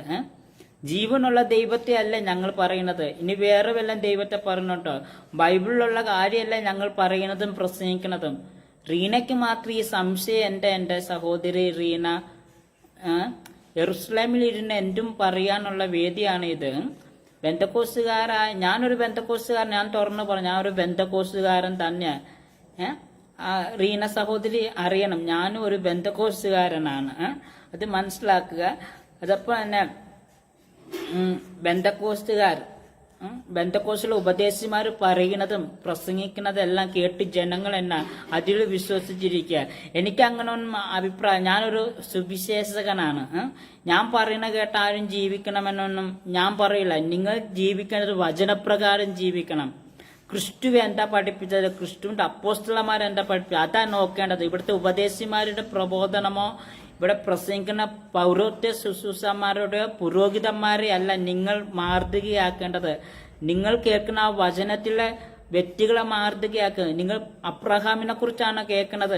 എന്നാൽ അബ്രഹാമിന് എന്തൊക്കെ കാര്യങ്ങൾ പഠിച്ചെടുക്കാൻ പറ്റും? ഇനി യേശുക്രിസ്തുവിന്റെ വചനം കേൾക്കുമ്പോൾ യേശുക്രിസ്തുവിന്റെ ആ വചനമാണ് കേൾക്കേണ്ടത്. ഉപദേശിമാരെന്ത് പറയുന്നു എന്നുള്ളതല്ല അവിടെ പ്രധാനം. ഉപദേശിമാരെ വായിന്ന് പുറപ്പെടുന്ന ദൈവവചനം എന്തുവാണോ പറഞ്ഞത് ആ പ്രകാരം ജീവിക്കാൻ പഠിക്കണം.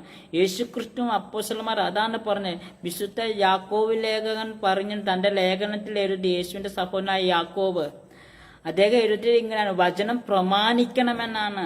വചനം പറയുന്നത് പോലെ പ്രമാണിക്കാനുള്ളതാണ്. ഇവിടുത്തെ പാസ്റ്റർമാരെയും പുരോഹിതന്മാരെയും എല്ലാം ദൈവം ഏൽപ്പിച്ചേക്കുന്നത് വചനം പ്രസംഗിക്കാനാണ്. വചനം ജനത്തെ പഠിപ്പിച്ച് അവരെ നേർവഴിയിലേക്ക് നയിക്കാൻ വേണ്ടിയാണ്. അതല്ല അവർ ചെയ്തു പോരുന്നത്. ഇനി പാസ്റ്റർമാരുടെയും ഒക്കെ വചനം കേട്ട് ആ വചനത്തിൽ എല്ലാവരും അന്ന് അലിഞ്ഞു കിടക്കുകയാണെന്നാണ് പറഞ്ഞത്. എനിക്കങ്ങനെ നിർബന്ധമൊന്നുമില്ല. ബെന്തക്കോസി വന്ന് ഉപദേശിമാരെ വചനം കേട്ട എല്ലാവരും, നിങ്ങൾക്ക് ബൈബിൾ വായിക്കാൻ ബൈബിൾ ഉണ്ടെങ്കിൽ എടുത്ത് വായിച്ചു നോക്ക്. ഈ ഉപദേശിമാർ പറയണൊക്കെ ശരിയാണോന്ന്. ഇപ്പോൾ റീന പറയണ എന്താന്ന് ചോദിച്ചാൽ, ഈ ഉപദേശിമാരുടെ വാക്കൊക്കെ കേട്ട് ഉപദേശിമാരുടെ കാലിന്റെ കീഴിൽ പണ്ട് ബ്രിട്ടീഷുകാരുടെ കീഴിൽ നമ്മൾ കിടന്ന പോലെ കിടക്കുകയാണെന്ന്. അടിമകളാണെന്ന് വിശ്വാസികൾ. എന്തുവാ കാലം പോയ കാലത്തിന്റെ പോക്കേ എൻ്റെ ദൈവമേ.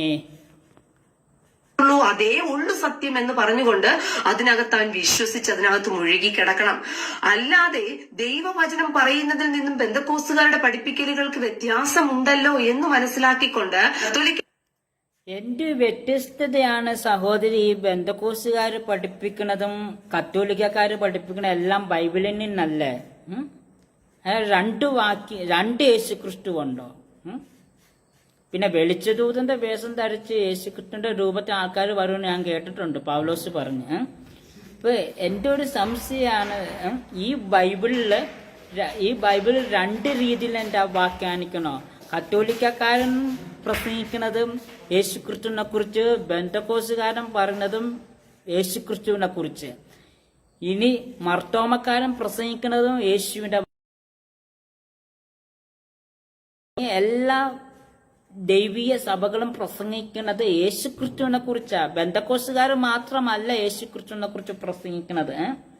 അപ്പോ ഇവര് ഈ റീന പറയണ എന്താന്ന് ചോദിച്ച സഹോദരി പറയുന്നത് ബന്ധക്കോസുകാരല്ല ഈ അപ്പോസ്തലം, ഈ ഈ പാസ്റ്റർമാര് പറയുന്ന എല്ലാം കേട്ടെന്ന് നിൽക്കുകയാണ്.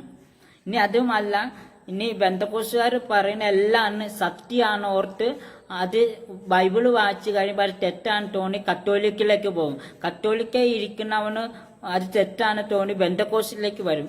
എന്തുവായി സഹോദരി പറയണത്? എനിക്കിത് കാണുമ്പോൾ ചിരി വരുന്ന സഹോദരങ്ങളെ. എന്താണ് ഈ സഹോദരി പറയുന്നത്? കത്തോലിക്കക്കാർ പഠിക്കുന്നതും ബന്ധക്കോസുകാർ പഠിക്കുന്നതും ദൈവവചനല്ലേ? രണ്ടും രണ്ടാണ്. പിന്നെ ആരാധന രീതികൾക്ക് വ്യത്യാസമുണ്ട്, മറ്റ് ആചാര രീതികൾക്ക് വ്യത്യാസമുണ്ട്. അതാണ് ബന്ധക്കോസുകാരും മറ്റ് ക്രൈസ്തവ വിവാഹക്കാരും തമ്മിലുള്ള, പ്രൊട്ടസ്റ്റന്റ് സഭയും മറ്റ് സഭകളും തമ്മിലുള്ള വ്യത്യാസം എന്താ വെച്ചാൽ ആരാധന രീതികളും ഒക്കെ വ്യത്യാസമുണ്ട്. ബന്ധക്കോസ് സഭകളിൽ വിഗ്രഹാരാധനയും മറ്റ് ശിശുസാധനങ്ങളും അതുപോലുള്ള കാര്യങ്ങളൊന്നുമില്ല.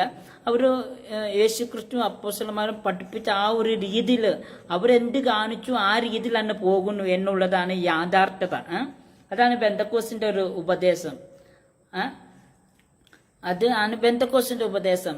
ബന്ധക്കോസ് വന്നു കഴിഞ്ഞ് ബൈബിള് വായിച്ചു കഴിഞ്ഞപ്പോൾ ഒരുത്തിന് മനസ്സിലായി, അയ്യോ ഇത് സത്യമല്ലല്ലോ ഈ ഉപദേശിമാരും ഒക്കെ പറഞ്ഞ. അങ്ങനെ കേട്ട ഒരുവൻ കത്തോലിക്ക പോയി. കത്തോലിക്ക ചെന്നപ്പോ അവന് മനസ്സിലായി, അയ്യോ ഇത് ശരിയല്ലെന്ന് പറഞ്ഞാൽ ബന്ധക്കോസ് വന്ന്. യാഥാർത്ഥ്യത്തിൽ എന്താണ് ഈ സഹോദരി ഉദ്ദേശിക്കുന്നത്? ഒന്ന് കേൾക്കാം. കിടക്കുന്നവൻ കത്തോലിക്കയിൽ പഠിപ്പിക്കുന്നതും ദൈവവചനത്തിൽ പഠിപ്പിക്കുന്നതിൽ വ്യത്യാസമുണ്ട് എന്ന സഹോദരി പറഞ്ഞ ഈ അറിവ് ഞാൻ ഇതുവരെ അറിഞ്ഞിട്ടില്ല. ഇതിന് മറുപടി പറയേണ്ട എന്താന്ന് ചോദിച്ചാൽ, അതിനൊക്കെ മറുപടി പറയാൻ പോകാന്ന് വെച്ചാൽ എന്താ പറഞ്ഞ, ബൈബിളിലൊരു വാക്യമുണ്ട്, പന്നിയുടെ ഇടയിൽ മുറ്റുവിടരുതെന്ന്. പന്നികളിടയിൽ, മത്തായി സുവിശേഷത്തിലുള്ള പന്നികളിടയിൽ. കാരണം ഈ പോത്തിന്റെ ചെവിയിൽ ഊതിയിട്ടൊന്നും കാര്യമില്ല സഹോദരങ്ങളെ. അപ്പൊ റീന പറയുന്നുണ്ട്, ബന്ധക്കോസി വന്നപ്പോൾ ബന്ധക്കോസി ഇന്നപ്പോൾ സത്യം അന്വേഷിച്ച് പോയപ്പോൾ കത്തോലിക്കക്കാരൻ സത്യം അന്വേഷിച്ച് ബന്ധക്കോസി വന്നു. ബന്ധക്കോസിയിലുള്ളവനും ഇവന്മാരെല്ലാം കൂടെ ചേർന്ന് സത്യം അന്വേഷിച്ച് എന്തൊക്കെയാ പറയുന്നത് എനിക്കും തന്നെ മനസ്സിലാകുന്നില്ല. നിങ്ങൾക്ക് മനസ്സിലാകുന്ന എന്റെ കമന്റ് ബോക്സിൽ വന്ന അഭിപ്രായം പറ. വിഷയം എന്താണെന്ന് ചോദിച്ചാൽ, ബന്ധക്കോസ്റ്റിലെ പാസ്റ്റർമാരുടെ പൈശാചിക ഇതെന്നാണ് ആ സഹോദരിയുടെ വിഷയം. അങ്ങനെയാണ് എനിക്ക് തോന്നുന്നത്. യൂട്യൂബിൽ നിങ്ങൾ ടൈപ്പ് ചെയ്ത് മതി. കുറച്ചു മുമ്പാണ് ഈ വീഡിയോ അപ്ലോഡ് ചെയ്തത്. ആ മനുഷ്യരെ കൂട്ടാക്രമണം നടത്തുന്നത് കൊണ്ട് തന്നെയാണ് അവർക്ക് അതിൽ നിന്ന് പുറപ്പെട്ടു പോരാനും ഇവിടെ ബന്ധക്കോസി വരുന്ന ആരെയും പിടിച്ചു വെക്കണില്ല. നിങ്ങൾ ഇവിടുന്ന് പോയി, ബന്ധക്കോസിന് എത്ര പേര് ഹിന്ദു മതം സ്വീകരിച്ചിട്ടുണ്ട്, ബന്ധക്കോസിന് എത്ര പേര് ഇസ്ലാം മതം സ്വീകരിച്ചിട്ടുണ്ട്. ഞങ്ങൾ ആരെയും വീട്ടിൽ ചെന്ന് നിങ്ങൾ എന്തിനാ ക്രിസ്തു മതം സ്വീകരിച്ചിട്ട് ഇസ്ലാം മതത്തിലേക്ക് പോയത്? നിങ്ങൾക്കറിയാവോ ബന്ധക്കോസിലുള്ള എത്ര നമ്മുടെ സഹോദരങ്ങള് ഹിന്ദു മതം സ്വീകരിച്ചവരുണ്ട്, മുസ്ലിം മതം സ്വീകരിച്ചവരുണ്ട്. ബന്ധക്കോസിലുള്ളവർ ഞാൻ തുറന്നു പറയാ, ഇഷ്ടം പോലെ എനിക്ക് എടുത്ത് പറയാനുണ്ട് റീന സഹോദരി, എത്ര പേരുണ്ട്. അപ്പൊ അവരാരെയും തേടി ഞങ്ങൾ പോകാറില്ല. പോയവർ പോട്ടെ, അവർക്കുള്ളത് അവരുടെ നിത്യജീവിതം, അവരുടെ നിത്യത അവരാണ് കളയുന്നത്. ഞങ്ങൾ ആരും ഉത്തരവാദിത്തം. അവരെല്ലാം ക്രൂശീകരിക്കാനാണ് റീന പറയണത്. റീന ഈ സഹോദരി പറഞ്ഞ് ഞങ്ങൾ അവരെല്ലാം ക്രൂശീകരിക്കുക, അവരെ നീചരായും കൊള്ളില്ലാത്തവരായൊക്കെ കാണുകയാണ്. ഒരിക്കലും ബെന്തക്കോസിന്റെ കോളത്തിൽ ഇതുവരെയും കേൾക്കാത്ത കാര്യങ്ങൾ, ഇതുവരെ ഞാൻ ഒരു കാലഘട്ടം വരെ ഞാൻ ബെന്തക്കോസ് വളർന്നതാ. ഈ എൻ്റെ അറിവിലോ എനിക്ക് ജനിക്കുന്നതിന് മുമ്പ് ഇതുപോലുള്ള അറിവുകളൊന്നും ഞാൻ കണ്ടിട്ടില്ല. ബെന്തക്കോസിൽ ഇതുപോലുള്ള അറിവുകളൊന്നും ബെന്തക്കോസുകാർ കൊന്നിനൊക്കെ പറഞ്ഞ് എൻ്റെ അതിന് മറുപടി പറയേണ്ട എൻ്റെ സഹോദരങ്ങളെ. റീന യേശുവിനെ അറിഞ്ഞു, എങ്ങനെ അറിഞ്ഞ ഇനി റീന പറയുന്ന കാര്യം ഞാൻ പറയാം. ഈ റീന ഒരു 2-3 മാസത്തിന് മുമ്പ് ഈ യെരുസലേമിലുള്ള ഈ റീന സഹോദരി സ്ഥാനപ്പെട്ടത് എങ്ങനെയാണെന്നറിയാവോ? അതും കൂടെ ഒന്ന് വിശദീകരിക്കട്ടെ. ഈ ബെന്തക്കോസ്തുകാരെ ഉപദേശം പഠിപ്പിക്കുന്ന മുമ്പ് റീനയും കൂടെ ഉപദേശം പഠിക്കേണ്ട ഇച്ചിരി നല്ലതാണ് എനിക്ക് തോന്നിയത് കൊണ്ട്.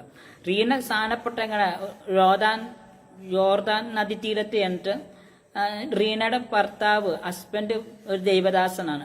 അദ്ദേഹം റീനയെ സ്ഥാനപ്പെടുത്തി, എന്നിട്ട് റീനയുടെ ഒരു മോളുണ്ട്, ആ മോളെയും സ്ഥാനപ്പെടുത്തി.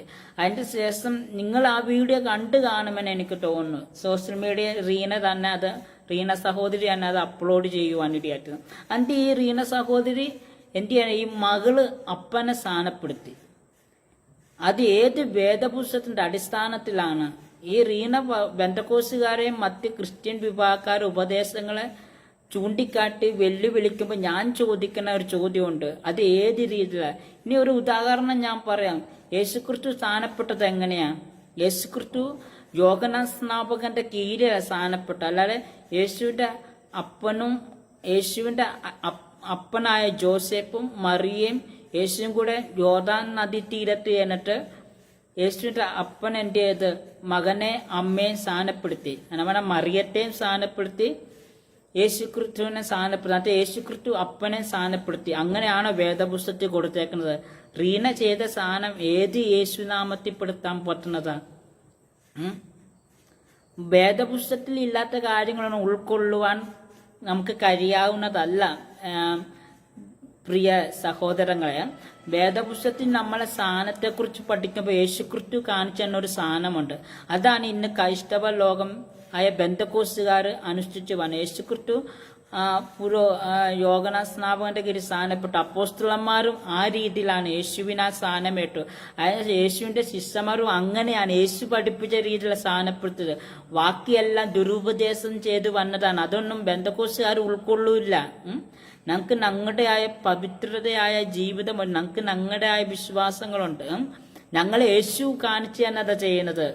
ഈ ലോകത്തുള്ള മറ്റു മതക്കാർ ചെയ്യുന്ന പോലെ ഒന്നും ബെന്തക്കോസ്തുകാർക്ക് ചെയ്യാനുള്ള അവകാശമില്ല. അത് റീന മനസ്സിലാക്കുക.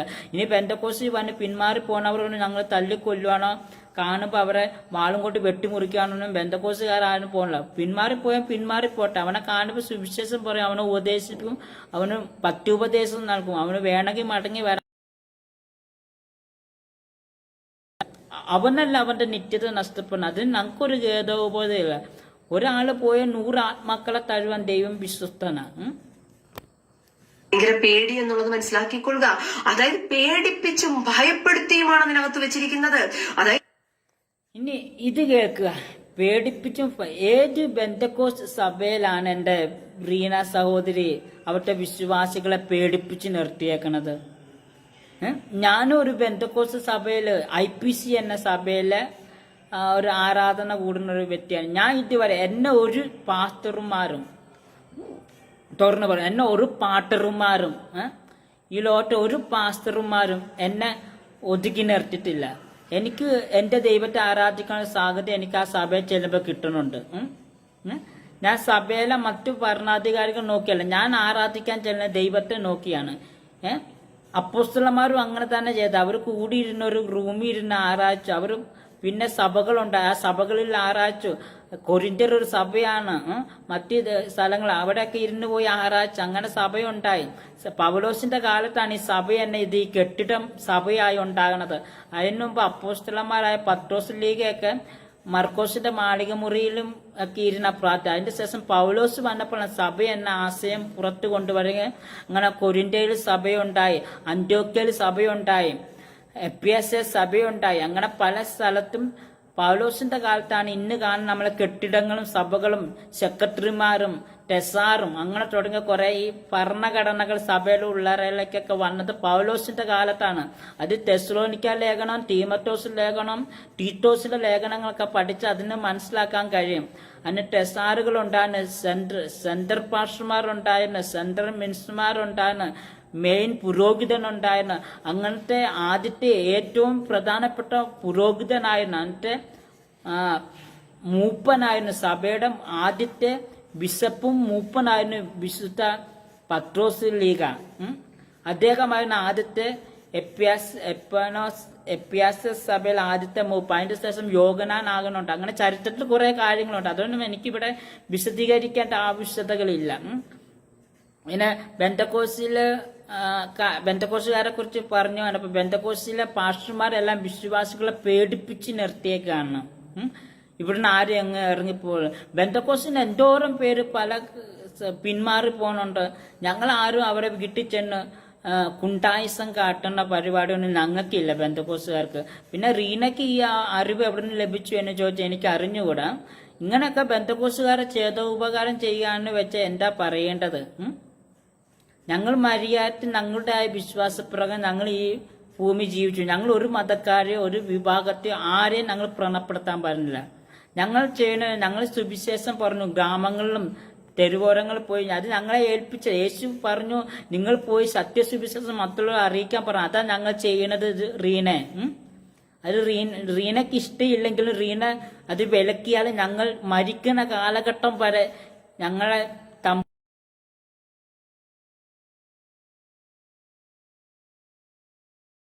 നിയമം തന്നെ ഞങ്ങൾക്ക് തടസ്സമായി വന്നാലും ഞങ്ങൾക്ക് ഭയമില്ല. മരിക്കുന്ന ഞാൻ പറയും, എന്റെ അവസാന ശ്വാസം നിലയ്ക്കുന്ന സമയം വരെ ഞാൻ എന്ത് ചെയ്യുന്നറിയാവോ? ഞാൻ യേശുവിന് വേണ്ടി പോരാടും.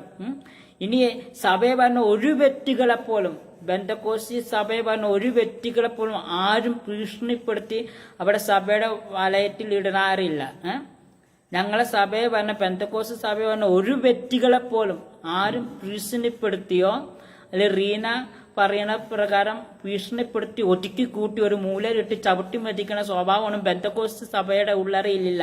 ഇതൊക്കെ എനിക്ക് ലഭിക്കുന്ന പുതിയ അറിവുകൾ. എനിക്ക് മുമ്പോ അതിന്റെ ശേഷം ഇനി വരും സമയത്തും എങ്ങനെയാണ് എനിക്കറിയട്ടെ. എന്റെ മുമ്പ് എനിക്ക് ഇപ്പോഴോ അങ്ങനെ ഒരു സംഭവം ബെന്തക്കോസ്ത് കോളത്തിലില്ല. ബെന്തക്കോസ്തി പറഞ്ഞ ജനങ്ങളെ എല്ലാം ബെന്തക്കോസ്തിലെ ഉപദേശിമാരെല്ലാം ചേർന്നു തല്ലി മെതിച്ച് സഭയിൽ കൊണ്ടുവരികയാണ്. ആ പരിപാടിയില്ല. ഇനി ഇസ്ലാം മതത്തിൽ നിന്നൊരു വ്യക്തി പിന്മാറിപ്പോയി അവർക്ക് അതിൻ്റെതായ ഇതുണ്ട്. ഒരു നായര് വിവാഹത്തിൽപ്പെട്ട ഒരു വ്യക്തി ക്രിസ്തുമതം സ്വീകരിച്ച അതിൻ്റെതായ പ്രശ്നങ്ങൾ അവരുടെ സംഘടനയിൽ നിന്നും നേരിടേണ്ടി വരും. അത് അവരുടെ വിശ്വാസമാണ്, അവരുടെ ആചാരത്തിൽപ്പെട്ടാണ്. അതിലൊന്നും നമ്മൾ കൈകടത്താൻ ഞാൻ യോഗ്യനല്ല. ഞാൻ പറഞ്ഞപ്പം പറഞ്ഞ അങ്ങനെയുള്ള പ്രകൃതം പോലും ഞങ്ങളെ ഇടകളിലില്ല. ബെന്തക്കോസ്ത് കോളത്തിൽ അങ്ങനെ ഒരു ഇതുപോലും ഇല്ല. നിങ്ങൾക്ക് വരണമെങ്കിൽ വരാം, വേണമെങ്കിൽ പോകാം, നിങ്ങൾക്ക് എന്ത് വേണം ചെയ്യാം. അത് നിങ്ങളുടെ ആയ രീതിയിൽ നിങ്ങളുടെ ആയ വ്യക്തിപരമായ സാഹചര്യമാണ്. ഒരു വ്യക്തിയെ ഞങ്ങൾ നിർബന്ധിക്കാറില്ല. ഒരു വ്യക്തിയെ നിർബന്ധിച്ച് ഞങ്ങളെ സഭയിലേക്കും കൊണ്ടുവരുന്നില്ല. ഞങ്ങൾ പറയുന്നത് എന്താണെന്ന് ചോദിച്ചാൽ ഞങ്ങൾ ഉള്ള കാര്യം ഞാൻ പറയാം. ഞാനൊരു ബെന്തക്കോസ്ത് ഉപദേശി ആയതുകൊണ്ട് പറയാം. നിങ്ങൾക്ക് ഇഷ്ടമെങ്കിൽ ഞങ്ങളെ സഭയെ വരിക, ഞങ്ങളൊപ്പം ഒരു ദിവസം ആരാധന കൂട്ടുക എന്ന് മാത്രം ഞങ്ങൾ പറയും. നിങ്ങൾക്ക് ഇഷ്ടമെങ്കിൽ വരിക, സഹകരിക്കുക, അത്ര ഉള്ളത്. അല്ലാതെ ഒരു വ്യക്തികളെ നിർബന്ധിച്ച് സഭയെ കൊണ്ടുവന്ന് ഭീഷണിപ്പെടുത്തി സ്ഥാനപ്പെടുത്തുന്ന സ്വഭാവം, ഒരു വ്യക്തിയെ നിർബന്ധിച്ച് അവരെ മതപരിവർത്തനം ചെയ്യണമെന്നും ഞങ്ങളെ വിഭാഗത്തിൽപ്പെട്ടത് അല്ല. ദൈവദാസൻ എന്ന് പറയുന്നവന് ഊളക്കെതിരെ ഒന്നും പറയാൻ പാടില്ല. ദൈവദാസൻ എന്ന് ബൈബിളിൽ ഒരു വാക്യമുണ്ട്, റീന സഹോദരി വായിച്ചിട്ടുണ്ടോ എനിക്കറിയിട്ടില്ല. അഭിഷത്തിനെതിരെ കരങ്ങൾ ഉയർത്തരുത് എന്ന് പറഞ്ഞാൽ ദൈവദാസന്മാർ എന്ന് പറഞ്ഞാൽ ദൈവത്തിന്റെ പ്രതിപുരുഷന്മാരാണ്. എന്ന് പറഞ്ഞാൽ ദൈവം പല രീതിയിലും ദൈവദാസന്മാരെ തെരഞ്ഞെടുത്തു. അത് വേദപുസ്തകത്തിൽ വായിച്ച എപ്പിയസ ലേഖനത്തില് ഉപദേശകന്മാരായ സുവിശേഷകന്മാരായ അപ്പോസ്തലന്മാരായൊക്കെ ഇങ്ങനെ മനസ്സിലാക്കണം. പാസ്റ്റർമാരെന്ന് പറഞ്ഞാൽ എന്താ, അത് അവർ ദൈവത്തിന്റെ പ്രതിപുരുഷന്മാരാണ്. എന്താ പറഞ്ഞ, അവര് ദൈവത്തിന്റെ പ്രതിപുരുഷന്മാരാണ്. ദൈവത്തിന് എന്തായാലും നേരിട്ട് ഇനി വന്ന് പറയാൻ പാടില്ല. അതുകൊണ്ട് ദൈവം പറയുന്ന കാര്യങ്ങൾ ജനത്തിലേക്ക് പകരുക, അവരെ നേർവഴിയിലേക്ക് നയിക്കുക, അവരെ ഉപദേശിപ്പിക്കുക. അതൊക്കെയാണ് ഈ പാസ്റ്റർമാരുടെ ഉത്തരവാദിത്തങ്ങൾ. എന്നാണ് പഠിപ്പിക്കുന്നത്. ഈ കള്ളന്മാർക്കെതിരെ സംസാരിച്ചു കഴിഞ്ഞാൽ അവനെ ദൈവം ശിക്ഷിക്കുമെന്നും ദൈവം അവനെ അഭിഷക്തന് നേരെ ഇനി ഈ ദൈവദാസന്മാരെതിരെയുള്ള സംവാദങ്ങൾ, അത് ബൈബിളിൽ പല കാര്യങ്ങൾ പറഞ്ഞിട്ടുണ്ട്. ഒരിക്കൽ കൊരിന്ത്യ സഭയിലാണ് എനിക്ക് തോന്നുന്നത് ഒരു വിഷയമുണ്ടായ സമയത്ത് പൗലോസിനെതിരെ ഗ്രൂപ്പ് തിരിഞ്ഞ്. റീന ബൈബിള് വായിക്കാറില്ലെന്ന് എനിക്ക് ഈ ഒരു വീഡിയോയിലൂടെ എനിക്ക് മനസ്സിലായി. അപ്പോൾ അവിടെ പൗലോസിന്റെ പക്ഷക്കാര്, അപ്പൊലോസിന്റെ പക്ഷക്കാര്, യേശുക്രിസ്തുവിന്റെ പക്ഷക്കാര്, അങ്ങനെ സഭയുടെ പക്ഷക്കാർ, അങ്ങനെ ഗ്രൂപ്പ് തിരിഞ്ഞപ്പോ പൗലോസ് തന്നെ എനിക്ക് തോന്നുന്ന 1 കൊരിന്ത്യർ ലേഖനത്തിലാണ് ഇത് രേഖപ്പെടുത്തിയേക്കുന്നത്. അപ്പൊ അന്ന് സഭകളിൽ ഇങ്ങനെ പ്രശ്നം ഉണ്ടായിരുന്നു. ദൈവദാസന്മാർക്കെതിരെ വിഷയങ്ങൾ സൃഷ്ടിക്കുന്ന ഒരു പ്രകൃതം പണ്ടേ ഉണ്ടായിരുന്നു. പൗലോസ് പലപ്പോഴും പറഞ്ഞിട്ടുണ്ട് ദൈവദാസന്മാരെ ബഹുമാനിക്കണം. അവർ ദൈവത്തിന്റെ പ്രതിപുരുഷന്മാരല്ലേ സഹോദരി റീനയുടെ വേദപുസ്തകത്തിൽ എങ്ങനെ കൊടുത്തേക്കണേ എനിക്കറിയത്തില്ല. ഈ ദൈവദാസന്മാര് ആരാണെന്ന് ചോദിച്ചാൽ അവരും ദൈവവേല ചെയ്യാനുള്ളവരല്ലേ. വിശ്വാസികൾ മാത്രം ദൈവവേല ചെയ്ത് മതിയോ? എല്ലാവരും ദൈവം ഓരോ ഉത്തരവാദിത്തം ഏൽപ്പിച്ചിട്ടുണ്ട്. അതൊക്കെ നിഷേധിക്കാൻ റീനയ്ക്ക് അധികാരം തന്നെ? ആരാണ് റീനയെ പരമേൽപ്പിച്ചത്? ദൈവം റീനയോട് പറഞ്ഞു, സഹോദരി റീനെ, നീ എന്റെ ഉപദേശിമാർക്കെതിരാണ് പറ. ഇങ്ങനെയൊക്കെ പറയുമ്പോൾ ഒരു കാര്യം മനസ്സിലായി, ഇത് ലോകം എമ്പാടും കേൾക്കുന്നതാണ്. പാസ്റ്റർമാർ തിരഞ്ഞെടുത്തതും അപ്പോസ്തലന്മാർ തിരഞ്ഞെടുത്തതും ഇതെല്ലാം ദൈവത്താൽ തിരഞ്ഞെടുക്കപ്പെട്ടവരാണ്.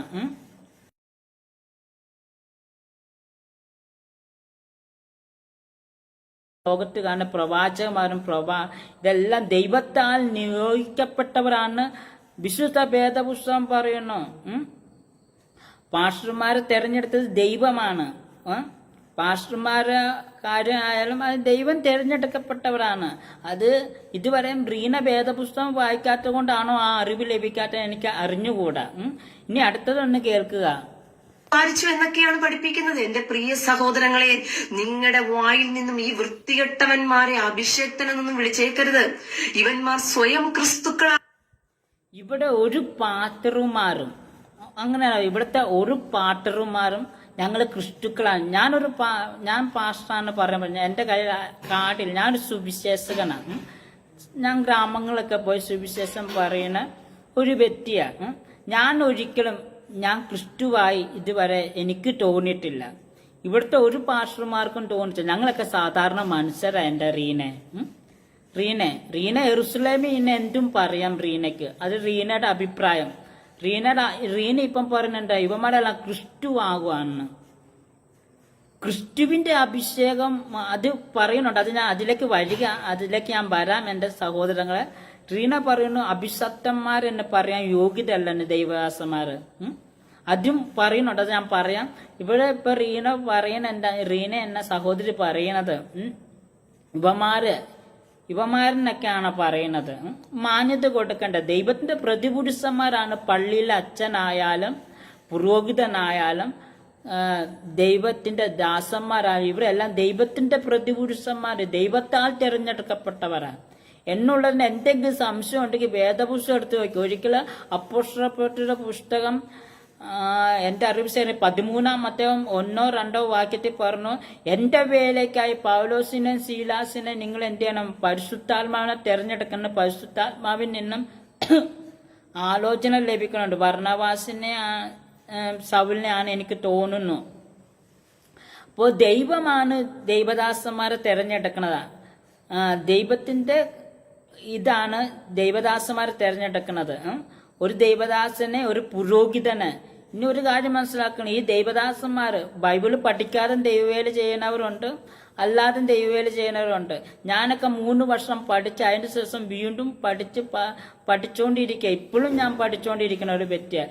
ബൈബിൾ വായിച്ചിട്ട് ഇതുവരെ എന്റെ കൊതി തീർന്നിട്ട് ഇപ്പോഴും ഞാൻ പഠിച്ചുകൊണ്ടിരിക്കുന്ന വ്യക്തി. തുറന്ന് ഞാൻ പറയാം, ഞങ്ങളൊക്കെ പാത്രമാരായ ഒരു നിമിഷം ജനിച്ച ഉടനെ പാത്രമാരായി പുറത്ത് വന്നതൊന്നും അല്ല. ഞാനും എന്നെപ്പോലുള്ളവരൊക്കെ ഞങ്ങളൊക്കെ കഷ്ടപ്പെട്ടു പഠിച്ച് ഗ്രീക്കും ഈബ്രും തുടങ്ങിയ കുറേ എണ്ണം ഞങ്ങളൊക്കെ കഷ്ടപ്പെട്ട് പോയി ബൈബിൾ കോളേജിൽ ഉടുത്തുണിക്ക് മറുതുണി ഇല്ലാതെ പോയി കഷ്ടപ്പെട്ടിരുന്ന് പഠിച്ചിട്ട് ഞങ്ങൾക്ക് സർട്ടിഫിക്കറ്റ് സഹോദരി റീനെ.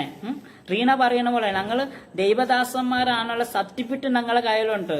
അങ്ങനെ ഇറങ്ങി ഇനി കുറെ എണ്ണം പാത്രന്മാരായി ഇറങ്ങിയവരുണ്ട്. പഠിക്കാതെ അവരെയും ദൈവം ഉപയോഗിക്കുന്നവരുണ്ട്, ഉപയോഗിക്കാത്തവരുണ്ട്.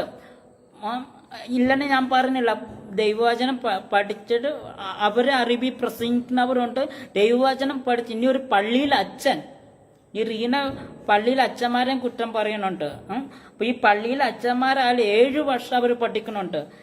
ഞാനൊക്കെ ഒരു ബെന്തക്കോസിലെ ഉപദേശിയാണ്. എനിക്കൊക്കെ 3 വർഷം പഠിച്ച എനിക്കൊരു ഉപദേശിയൊക്കെ ആകാം. ഈ പള്ളിയിലെ അച്ഛന്മാർ അവർക്ക് 7 വർഷത്തെ കോഴ്സ് പഠനമുണ്ട്. അതൊക്കെ പഠിച്ച് അത് കഴിഞ്ഞിട്ടും അവർക്ക് അതിൻ്റെ കുറെ പരിശീലനവും കുറെ കാര്യങ്ങളൊക്കെ കഴിഞ്ഞ് എത്രയോ നാൾ കഴിഞ്ഞാണ് അവർക്ക് അച്ഛൻ എന്ന അച്ചപ്പട്ടം ലഭിക്കുന്നത്. അപ്പോൾ ഇതുപോലെയുള്ള കഷ്ടപ്പെട്ടിട്ടാണ് പുരോഹിതന്മാരായാലും ഞങ്ങളെപ്പോലുള്ള അഭിഷക്തന്മാരാ ദേവദാസന്മാരായാലും കഷ്ടപ്പെട്ട് ഉപദേശിമാരാക്കിയിരുന്നത്. അതൊന്നും റീന ഫാൻസിനോട് പറഞ്ഞാൽ മനസ്സിലാകില്ല. കാരണം പെട്ടെന്നൊരു ആവേശത്തിൽ വിശ്വാസമതം സ്വീകരിച്ച ഈ സഹോദരിയോട് എങ്ങനെ പറഞ്ഞാൽ മനസ്സിലാക്കാനാ? സ്വയമായി കുടുംബം 3 പേരും പോയി യോർദാൻ നദിയിൽ പോയി അപ്പനായ ഉപദേശി ഭാര്യയെ സ്ഥാനപ്പെടുത്തി, അപ്പനെ മകളെയും സ്ഥാനപ്പെടുത്തി, മകൾ അപ്പനെ സ്ഥാനപ്പെടുത്തിയ ഈ കുടുംബത്തിന് ഇതുപോലുള്ള കാര്യങ്ങൾ പറഞ്ഞ് എങ്ങനെ ഗ്രഹിക്കാനാ? അപ്പോ ഇനി പറയുന്നത് കേൾക്കുക. അഭിഷക്തൻ എന്ന് പറഞ്ഞാൽ ആരാണ്? ക്രിസ്തുവാണ് അഭിഷക്തൻ. ശരിയാണ്, യേശുക്രിസ്തുവാണ് അഭിഷക്തൻ. അതിന് ഞാനൊന്നും തെറ്റി പറഞ്ഞു. യേശുക്രിസ്തു അഭിഷക്തനാണ്. യേശുക്രിസ്തു അഭിഷക്തനാണെന്നുള്ള, അതായത് കർത്താവിന്റെ അഭിഷക്തനായ ദൈവദാസൻ ഇവിടെ വന്നിട്ടുണ്ട് എന്നാണ് പറയുന്നത്. ഇത്രയും പൈശാചികം വേറെ അതൊരിക്കലും പൈശാചിയാകണം എങ്ങനെയാ എന്റെ റീന ഫാൻസ്? യഹോവയുടെ അഭിഷക്തന്മാർ അല്ലെ ദൈവത്തിന്റെ അഭിഷക്തന്മാർ എന്ന് പറഞ്ഞാൽ എന്താ അതിന്റെ അർത്ഥം? ദൈവത്താൽ അഭിഷേകം ചെയ്യപ്പെട്ടവർ എന്ന് മാത്രമേ അഭിഷക്തൻ എന്ന വാക്കിന് അർത്ഥമുള്ളത്. അതിന്റെ അപ്പുറത്തേക്ക് ഒരു അർത്ഥവും ഇല്ല. തെരഞ്ഞെടുക്കപ്പെട്ട ഒരു പ്രത്യേക ഉദ്ദേശത്തിന് വേണ്ടി തെരഞ്ഞെടുക്കപ്പെട്ടവരാണ് ഈ അഭിഷക്തർ എന്ന് പറയുന്നത്. എന്ന് പറഞ്ഞാൽ അഭിഷക്തർ എന്ന് പറഞ്ഞാൽ എന്തോ വലിയ പദവിയാണുള്ള വിചാരമാണ്. യേശുക്രിസ്തുവിന്റെ അഭിഷക്തൻ എന്ന് പറഞ്ഞാൽ ദൈവത്താൽ തെരഞ്ഞെടുക്കപ്പെട്ടവൻ എന്നാണ് അതിനെക്കുറിച്ച് ഞാൻ പഠിച്ചതിന്, എൻ്റെ അറിവിന് എനിക്ക് മനസ്സിലായത്. ഞാൻ വേദപുസ്തകം പഠിച്ചതിന് എൻ്റെ ചരിത്ര അറിവിന് എനിക്ക് ലഭിച്ച അറിവ്, അഭിഷക്തൻ എന്ന് പറഞ്ഞാൽ ദൈവത്താൽ ഒരു കാര്യത്തിന് വേണ്ടി, ഇപ്പൊ ഞാൻ പറഞ്ഞ ഒരു കളക്ടർ ആകണം, അതിന്റെ ആ കോഴ്സ് പഠിക്കണം. അതിനു വേണ്ടി എൻ്റെ ഗവൺമെന്റ് ഒരു സ്ഥലത്തേക്ക് ആ കളക്ടറിന് എൻ്റെ ഫലമേൽപ്പിക്കും. അതിന്റെ ആ ഗവൺമെന്റിന്റെ നിയമങ്ങളുണ്ട്. ഇതുപോലെ തന്നെ ദൈവമായിരിക്കുന്ന യേശുക്രിസ്തുവിന്റെ അഭിഷക്തൻ എന്ന് പറഞ്ഞാൽ ദൈവത്താൽ തെരഞ്ഞെടുക്കപ്പെട്ട് അയക്കപ്പെട്ട് ആ ശുശ്രൂഷ നിർവഹിക്കുന്നവനാണ് അഭിഷക്തൻ. അങ്ങനെ ഒരു ദൈവദാസനെ വിളിച്ച എന്താ കുഴപ്പം? അവനെ യേശുക്രിസ്തു പറഞ്ഞയച്ചിട്ട് യേശുക്രിസ്തുവിന്റെ ഏൽപ്പിച്ചിരിക്കുന്ന കാര്യങ്ങൾ ചെയ്യുന്നതാണ്. അപ്പൊ ദൈവത്തിന്റെ അഭിഷക്തൻ എന്ന് പറഞ്ഞുകൊണ്ട് വലിയ കുഴപ്പമായി എനിക്ക് തോന്നുന്നില്ല. റീനയ്ക്ക് കുഴപ്പമാണെങ്കിൽ ഞാൻ എന്ത് പറയാന്? ദൈവമേ, ില്ല എന്നുള്ളത് മനസ്സിലാക്കിക്കൊള്ളുക. സാക്ഷാൽ എതിർ ക്രിസ്തുവായി നിന്ന് അവൻ സംസാരിക്കുകയാണ്. സാക്ഷാൽ അപ്പോ ഇനി കന്മസംവേദികളിലൊന്നും ബന്ധക്കോസുകാർ അഭിഷക്തന്മാരെന്ന് പറയല്ലും കേട്ടോ. അത് എതിർ ക്രിസ്തുവിന്റെ എതിർ ക്രിസ്തുവാണെന്നൊക്കെയാണ് ഇവിടെ റീന ഫാൻസ് പറയുന്നത്. കാരണം നേരത്തെ യെരുശലേമിൽ ഓരോ സ്ഥലങ്ങളിലൊക്കെ പോയി യേശുക്രിസ്തു ജനിച്ചതും യേശുക്രിസ്തു വളർന്നതും അതിൻ്റെയൊക്കെ കാര്യങ്ങൾ പറഞ്ഞു ഇപ്പം ബന്ധക്കോസുകാരെയും മറ്റു മതക്കാരെയൊക്കെ കുറ്റം പറയുന്ന ഒരു ആത്മാവിലേക്ക് ഈ സഹോദരി വന്നു. അപ്പൊ ഈ സഹോദരി ഇപ്പം അങ്ങനെ പറയുന്നത് അന്ത്യക്രിസ്തുവാണ്. ഇതുവരെ അന്ത്യക്രിസ്തു വെളിപ്പെട്ടിട്ടില്ല.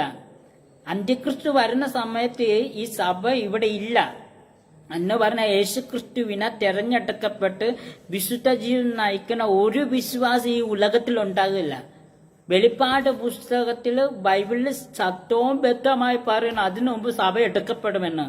അന്ത്യക്രിസ്തു ഇവിടെ വെളിപ്പെടുന്നതിന് മുമ്പ് ഇവിടുന്ന് വിശുദ്ധ സഭ, മണവാട്ടിയായ സഭ മണവാളനോടൊപ്പം മേഘത്തിൽ എടുക്കപ്പെടുമെന്ന് വിശുദ്ധ വേദപുസ്തകം പറയണ. പിന്നെ എവിടെയാണ് ഈ അന്ത്യക്രിസ്തു? ഇനി സഹോദരി പറയണ എന്താണെന്ന് വെച്ചാൽ അങ്ങനെ പറയുന്നത് അന്ത്യക്രിസ്തുവാണ് എന്നാ പറഞ്ഞ് ഇവിടുത്തെ പാസ്റ്റർമാരാണ്. മറ്റേ ഇവിടുത്തെ ഒരു കൺമസംബേദി ഇന്നൊരു ലീഡ് ചെയ്യുന്ന ദൈവാസം പറയുകയാണ്, ഇന്നത്തെ ശുശ്രൂഷൻ പ്രസംഗിക്കാൻ പറഞ്ഞ ദൈവദാസൻ അല്ലെ പാസ്റ്റർ ടിനു ജോർജ് എന്ന അഭിഷത്തിന് ദൈവജൻ പ്രസംഗിച്ചെന്ന് പറഞ്ഞാൽ അവൻ അന്ത്യക്രിസ്തുവാണ്. പുതിയ വെളിപ്പാട് കേട്ടോ. നിങ്ങൾക്ക് ഇതേപോലെ വെളിപ്പാട് റീന എന്ന സഹോദരൻ നിന്നല്ല ലഭിക്കുള്ളത്. വേണമെങ്കിൽ പ്രാപിച്ചെടുത്തോണം. കാരണം പ്രാപിച്ച് നിങ്ങൾ എടുത്തോണം കേട്ടോ. പുതിയ അറിവ്. എനിക്ക് ഇതേപോലെ അറിവൊന്നും ഞാൻ ആദ്യമായി കേൾക്കുന്നത്. ഒരു വ്യക്തി യഹോവയുടെ അഭിഷേകം എന്ന് പറഞ്ഞ് അത് എന്തോ തെറ്റിദ്ധാരണയാണ്, അതെന്തോ പൈശാചിയാനൊക്കെ പഠിപ്പിക്കേണ്ടത് ഈ റീനയ്ക്ക് മാത്രമേ കഴിയുള്ളത്. അപ്പോസ്തലൻ പറയുന്നുണ്ട്, യേശുക്രിസ്തുവിനെ അഭിഷക്തൻ എന്ന രീതിയിൽ അഭിസംബോധന ചെയ്ത് ദാവീദിന്റെ സന്തതിയായ ജനിച്ച യേശുക്രിസ്തുവിനെ അഭിസംബോധന ചെയ്യുന്നത് അപ്പോസ്തലനിലുണ്ട്. അതിലേക്ക് ഞാനൊന്നും പോകുന്നില്ല. അപ്പോൾ അങ്ങനെ പറയുന്ന അന്ത്യക്രിസ്തു ആണെന്നാണ് പറഞ്ഞത്. നമ്മളെല്ലാം അന്ത്യക്രിസ്തു. പെന്തക്കോസ്തിലെ ഈ അഭിഷക്തന്മാർ എന്ന് പറയുന്നവരെല്ലാം അന്ത്യക്രിസ്തുക്കളാണ്. പുതിയ അറിവ് പെന്തക്കോസ്തുകാർ വേണമെങ്കിൽ പിടിച്ചെടുത്തോ. പിന്നെ ഇതപ്പോൾ ദൂതൊന്നും കിട്ടുന്നു വരികയില്ല. എതിർ ക്രിസ്തുവാണ് എന്നുള്ളത് മനസ്സിലാക്കിക്കൊള്ളുക. ദൈവത്താൽ അഭിഷേകം ചെയ്യപ്പെട്ടവർ രണ്ടേ പേരാണ് എന്നുള്ളത് മനസ്സിലാക്കിക്കൊള്ളുക പ്രിയ സഹോദരങ്ങളെ. അത് ഒന്ന് ദാവീദും പിന്നെ ഒന്ന് മഷിയായുമാണ് ദൈവത്താൽ അഭിഷേകം. ഈ ദാവീദും ഈ യേശുക്രിസ്തുവും അഭിഷേകം ചെയ്യപ്പെട്ടു. ബൈബിളിലുണ്ട്. യേശുക്രിസ്തുവിന് അഭിഷേകം ചെയ്ത് എന്തിനാണ് ചോദിച്ചാൽ ലൂക്കോസിന്റെ സുവിശേഷമാണ് എനിക്ക് തോന്നുന്നത്, അതോ മത്തായിയുടെ സുവിശേഷമാണോ എനിക്ക് തോന്നുന്നു. ലൂക്കോസിന്റെ സുവിശേഷമാണ് എനിക്ക് തോന്നുന്നത്. അവിടെ യേശുക്രിസ്തു പറയുന്ന ഒരു വാക്കുണ്ട്, ബന്ധിതരെ വിടുവിക്കാൻ വേണ്ടി, ആലംബഹീനർക്ക് അഭയം കൊടുക്കാൻ വേണ്ടി എന്നെ ദൈവം അഭിഷേകം ചെയ്ത് ഈ ഭൂമിയിലേക്ക് അയച്ചിരിക്കുന്നു എന്ന് യേശുക്രിസ്തു തന്റെ ഒരു അതിന്റെ സാഹചര്യം ഉണ്ടാവും. യേശു ഒരിക്കലും ഒരു ആലയത്തിൽ പോയി അന്ന് യേശുവിന് പ്രസംഗിക്കുവാൻ ആവശ്യങ്ങൾ. യേശു യെശയ്യാവിന്റെ പുസ്തകത്തിൽ നിന്നും പ്രസംഗിച്ചുകൊണ്ടിരുന്നപ്പോൾ യേശു പറഞ്ഞു, ബന്ധിതരെ വിടുവിക്കാനും അങ്ങനെയുള്ളവരൊക്കെ വിടുവിക്കാൻ വേണ്ടി എന്നെ അഭിഷേകം ചെയ്തിരിക്കുന്നു എന്ന് യേശുക്രിസ്തു പറഞ്ഞ് ഞാൻ ഓർക്കുന്നുണ്ട് സുവിശേഷത്തിൽ, ലൂക്കോസിന്റെ സുവിശേഷം. അത് യേശു ഒരു സഭയിൽ ഒരു ശുശ്രൂഷിക്കുന്ന പ്രസംഗിക്കുന്ന സമയത്താണ് യെശയ്യാവിന്റെ ആ താള് എടുത്തിട്ട് യേശുക്രിസ്തു പറഞ്ഞപ്പോൾ അവിടെയുള്ള യഹൂദന്മാരായ ചില ജനതകൾ യേശുവിനെ അവിടെ നിന്ന് ആ ആലയത്തിന്റെ കുന്നിനും താഴേക്ക് തള്ളിയിടാൻ നോക്കിയതായും ബൈബിളിലുള്ള കാര്യമാണ്. അപ്പൊ യേശുവിനെ അഭിഷേകം ചെയ്തത് എന്തിനാണെന്ന് ചോദിച്ചാൽ അവിടെ ആ ലൂക്കോസിന്റെ അറ്റാറ്റ് രേഖപ്പെടുത്തിയിട്ടുണ്ട്. സമയമില്ലാത്തതുകൊണ്ട്, അല്ലെങ്കിൽ ഞാൻ ഓരോ വചനങ്ങൾ എടുത്തെടുത്ത് ഞാൻ വായിച്ച് ഞാൻ കേൾപ്പിച്ചാണ്. നിങ്ങൾ ലൂക്കോസിന്റെ അധ്യായം വായിച്ചാൽ അതിൽ എൻ്റെ സംശയം ശരിയാണെങ്കിൽ 4 or 5 അല്ല ഏതോ ഒരു 10 ഇടയിലുള്ള ഏതൊരു അധ്യായത്തിലാണ് ആ വാക്യം രേഖപ്പെടുത്തിയിരിക്കുന്നത്. നിങ്ങൾ വായിച്ചു നോക്കുക സഹോദരങ്ങളെ. അവിടെ യേശുവിനെ എന്തിനാണ് അഭിഷേകം ചെയ്തതെന്ന് അവിടെ യേശു വ്യക്തമായി തുറന്ന് താൻ പറയുന്നതുകൊണ്ട്. ഇനി ദാവീദിന്റെ അഭിഷേകത്തെക്കുറിച്ച് ചിന്തിക്കാം. അതിനുമുമ്പ് കുറച്ച് കാര്യങ്ങളുണ്ട്, നിങ്ങൾ കേൾക്കുക. ചെയ്യപ്പെട്ടവർ, അതായത് രാജാവായി അഭിഷേകം ചെയ്യപ്പെട്ട വ്യക്തിയാണ് ശൗൽ എന്ന് പറയുന്നത്. അതായത് തൈലപാത്രത്തിൽ തൈലം കൊണ്ടുപോയി ഒഴിച്ച് അഭിഷേകം ചെയ്യുകയാണ് ആരെ ചെയ്തത്? ശൗലിനെ ചെയ്തത്. അതുകൊണ്ട് രാജാവായിട്ട് സാധാരണ ഒരു രാജാവിനെ അഭിഷേകം ചെയ്യുന്നത് ഒരു അഭിഷേകമാണ്. സാധാരണ ഒരു രാജാവിനെ അഭിഷേകം ചെയ്യുന്നത് പോലെയാണ് ശൗലിനെ അഭിഷേകം ചെയ്തത്. അങ്ങനെയാണോ? നിങ്ങളുണ്ട് 1 സാമുവേലിന്റെ പുസ്തകം 10-ാം അധ്യായം വായിക്കണം. 9-ാം അധ്യായത്തിൽ ഈ അപ്പന്റെ കഴുത നഷ്ടപ്പെട്ട് അതിനെ തേടി ഇങ്ങനെ അലഞ്ഞു നടന്ന ഈ ശൗൽ എന്ന വ്യക്തി, അദ്ദേഹം അങ്ങനെ ലാസ്റ്റ് സൗമ്യ പ്രവാചകൻ, അന്നത്തെ ന്യായാധിപനും അന്നത്തെ പ്രവാചകനും അന്നത്തെ മഹാപുരോഹിതനുമായിരിക്കുന്ന സൗമ്യൽ എന്ന അദ്ദേഹത്തിന്റെ ആ പ്രവാചകന്റെ മുമ്പിൽ ചെല്ലുകയാണ്. അപ്പന്റെ കഴുതയെ തേടിയാണ് അദ്ദേഹം പോണതെങ്കിലും അങ്ങനെ തന്റെ കൂടെയുള്ള ഒരു വ്യക്തി മുഖാന്തരം അവിടെ ചെല്ലുന്ന സമയത്ത് സൗമ്യ പ്രവാചകൻ പറയാണ്, നീ അല്പനേരം നിൽക്കണം, എനിക്ക് നിന്നോട് ചില കാര്യങ്ങൾ. 9-ന്റെ അവസാനത്തെ വാക്യങ്ങള്. അങ്ങനെ 10-ാം അധ്യായത്തിൽ അവനെ യഹോവയുടെ നാമത്തിൽ ഇസ്രായേലിന്റെ രാജാവായി വെറുതെ അഭിഷേകം ചെയ്യലേത് യഹോവയുടെ നാമത്തിൽ 10 1 മുതൽ ബൈബിൾ ഉണ്ടെങ്കിൽ എടുത്തു വായിക്കുക. അവിടെ പറഞ്ഞിരിക്കുന്നത് ദൈവത്തിന്റെ ആലോചന പ്രകാരമാണ് സൗമ്യേൽ പ്രവാചകൻ സൗലിനെ അഭിഷേകം ചെയ്യണത്. അത് ദൈവത്തിന്റെ ആലോചന, ദൈവത്തിന്റെ ഹേഡൻസ് മുഖാന്തരമാണ് സൗൽ എന്ത് ചെയ്യണ തൈലമെടുത്ത് ഈ സൗലിനെ രാജാവായി അഭിഷേകം ചെയ്യുന്നത്. അപ്പോൾ ഈ സഹോദരി പറഞ്ഞ സാധാരണ ഒരു വ്യക്തിയായാണ് സൗലിനെ ദാവീദിനെ എങ്ങനെ അഭിഷേകം ചെയ്തോ ആ അഭിഷേകം തന്നെയാണ് സൗലിനും കിട്ടിയ അഭിഷേകം. വേറൊരു അഭിഷേകമൊന്നുമില്ല. അഭിഷേകത്തിനെല്ലാം ഒരു തലം തന്നെ ഉള്ളത്, പല തലങ്ങളിൽ. പിന്നെ നമ്മളെപ്പോലുള്ളവരൊക്കെ പല തലങ്ങൾ കൊടുത്താണ് ചിത്രീകരിക്കുന്നു എന്നുള്ളതേ വാസ്തവല്ല. സൗലിനെ അഭിഷേകം ചെയ്ത ഇസ്രായേലിന്റെ രാജാവായി ഒന്നും ആഗ്രഹിക്കരുത്. ബത്ശേബ അപ്പുറത്ത് കുളിച്ചോണ്ടിരുന്നപ്പോ തന്റെ രാജകൊട്ടാരത്തിൽ തന്റെ ജോലിക്കാരന്റെ ഭാര്യ ആഗ്രഹിച്ചവനാ ദാവീദ്. യേശുക്രിസ്തു അങ്ങനെ ആഗ്രഹിച്ചവൻ. ഇവിടെ റീന പറഞ്ഞത് യേശുക്രിസ്തുവിന് തുല്യം വെക്കാൻ പറ്റിയ വ്യക്തിയ ദാവീദ്. അവർ രണ്ടും ഒരേ സ്വഭാവമായിരുന്നു. എന്റെ ഇല്ല ഇങ്ങനെ വന്നിരുന്ന ഓരോന്നും പറയുമ്പോൾ അത് വിശ്വസിച്ച് കൈയടിക്കാനും സ്തോത്രം പറയാനും അതിന്റെ അടിയിൽ വന്ന് കുറെ കമന്റുകൾ ഇടാനും കുറെ ദൈവമക്കളും. യേശുക്രിസ്തുവിന്റെ അഭിഷേകം വേറെ, ദാവീദിന്റെ അഭിഷേകം വേറെ. അത് നിങ്ങൾ ഒന്നും കൂടെ കേട്ടു നോക്കൂ സഹോദരങ്ങളെ. പോലെ തന്നെയായിരുന്നു ഒരു, അതായത് ആട്ടുകൊറ്റന്റെ കൊമ്പ് കൊണ്ടുപോയി കാഹളം ഊതുന്നത് എന്തിനാണ്? മശികയുടെ വരവിനെ കാണിക്കാനാണ്. അതേ കൊമ്പിനകത്ത് തൈലമൊഴിച്ച് ആ തൈലക്കൊമ്പ് കൊണ്ട് അഭിഷേകം എന്ന ഒരു കോട്ടയ്ക്കകത്ത്, അതിനകത്ത് നിന്നും അവൻ ഒരിക്കലും രക്ഷപ്പെടാൻ ദാവീദ് എന്ന് പറയുന്നത് ഭൂമിയില്, ഈ ദാവീദ് എന്ന് പറയുന്ന അഭിഷക്തൻ കഴിഞ്ഞു എന്നാണ് പറയുന്നത്. ഇത്രയും പൈശാചികം വേറെ ഒരിടത്തുമില്ല എന്നുള്ളത് മനസ്സിലാക്കിക്കൊള്ളുക. സാക്ഷാൽ എതിർ ക്രിസ്തുവായി നിന്ന് അവൻ സംസാരിക്കുകയാണ്. സാക്ഷാൽ എതിർ ക്രിസ്തുവാണ് എന്നുള്ളത് മനസ്സിലാക്കിക്കൊള്ളുക. ദൈവത്താൽ അഭിഷേകം ചെയ്യപ്പെട്ടവർ രണ്ടേ പേരാണ് എന്നുള്ളത് മനസ്സിലാക്കിക്കൊള്ളുക പ്രിയ സഹോദരങ്ങളെ. അത് ഒന്ന് ദാവീദും പിന്നെ ഒന്ന് മശിയായുമാണ് ദൈവത്താൽ അഭിഷേകം ചെയ്യപ്പെട്ടവർ. അതായത് രാജാവായ. അപ്പോ ബാക്കി ആരും ദൈവത്തെ അഭിഷേകം ചെയ്യപ്പെട്ടവരല്ല. ഇവിടുത്തെ പാസ്റ്റർമാരോ പുരോഹിതന്മാരോ ഇവരെല്ലാം ദൈവം തന്നെയാണ് അഭിഷേകം ചെയ്യപ്പെട്ടത്. കാരണം ഈ ബൈബിൾ എങ്ങനെ നമുക്ക് വ്യാഖ്യാനിക്കാൻ കേട്ടോ. ഇപ്പോൾ ഒരു വചനം എടുത്ത് നമ്മുടെ രീതിയിൽ നമുക്ക് വ്യാഖ്യാനിക്കാം. നമ്മുടെ ആ രീതിയിൽ ഞാനൊരു 3 വർഷം ദൈവവചനം പഠിച്ചൊരു വ്യക്തി. എനിക്ക് എന്റെ തോന്നിയ രീതിയിലൊന്നും ദൈവവചനം പ്രസംഗിക്കാനൊന്നും എനിക്ക് ഇഷ്ടമില്ല. അങ്ങനെ പ്രസംഗിക്കുന്നവിടെ ഞാൻ ഉൾക്കൊള്ളുകയും അംഗീകരിക്കുകയും ചെയ്യില്ല. ഉള്ള കാര്യം ഞാൻ തുറന്ന് പറയാം. ബൈബിളിന്റെ രീതി പ്രസംഗിക്കുക, ആ പശ്ചാത്തലത്തിൽ നിന്ന് ജനങ്ങളിലേക്ക് പകരുക. നമ്മുടെ ആശയങ്ങൾ നമുക്ക് വേണമെങ്കിൽ പറയണ്ടെന്നൊന്നും ഞാൻ പറയാം, അതിനുള്ള അവകാശങ്ങളുണ്ട്. പക്ഷേ ബൈബിളിന്റെ രീതിയിൽ ജനങ്ങൾക്ക് മനസ്സിലായ രീതി പറയുക. ഇവിടെ ഈ സഹോദരി പറയുന്നത് എന്താണെന്ന് ചോദിച്ചാൽ അഭിഷേകത്തെ കുറിച്ചാണ്. പാസ്റ്റർമാരെ അഭിഷേകം ചെയ്തിട്ട് 2 അഭിഷേകക്കാരുള്ള, ഒന്ന് യേശുക്രിസ്തുവും ഒന്ന് ദാവീദും എന്നുള്ളത്. ഇനി ദാവീദിന്റെ അഭിഷേകത്തെ കുറിച്ച് ഈ സഹോദരി പറയും. അഭിഷേകം ചെയ്യപ്പെട്ട വ്യക്തിയാണ് ശൗൽ എന്ന് പറയുന്നത്. അതായത് തൈലപാത്രത്തിൽ തൈലം കൊണ്ടുപോയി ഒഴിച്ച് അഭിഷേകം ചെയ്യുകയാണ്. ആരെ ചെയ്തത്? ശൗലിനെ ചെയ്തത്. അതുകൊണ്ട് രാജാവായിട്ട് സാധാരണ ഒരു രാജാവിനെ അഭിഷേകം ചെയ്യുന്ന ഒരു അഭിഷേകമാണ് ആർക്ക് കൊടുത്തത്? ശൗലിന് കൊടുത്തത്. പക്ഷേ ദാവീദ് അങ്ങനെയല്ല. ദാവീദ് മശിയെ പോലെ തന്നെയായിരുന്നു. ദാവീദ് മശിയെ പോലെ തന്നെ.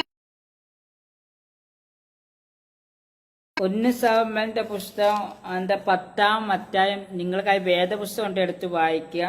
അതിന്റെ 27-ാം വാക്യത്തിൽ സൗമ്യ പ്രവാചകൻ സൗലിനോട് സംസാരിക്കും. അത് അതിന്റെ 10-ാം വാക്യം.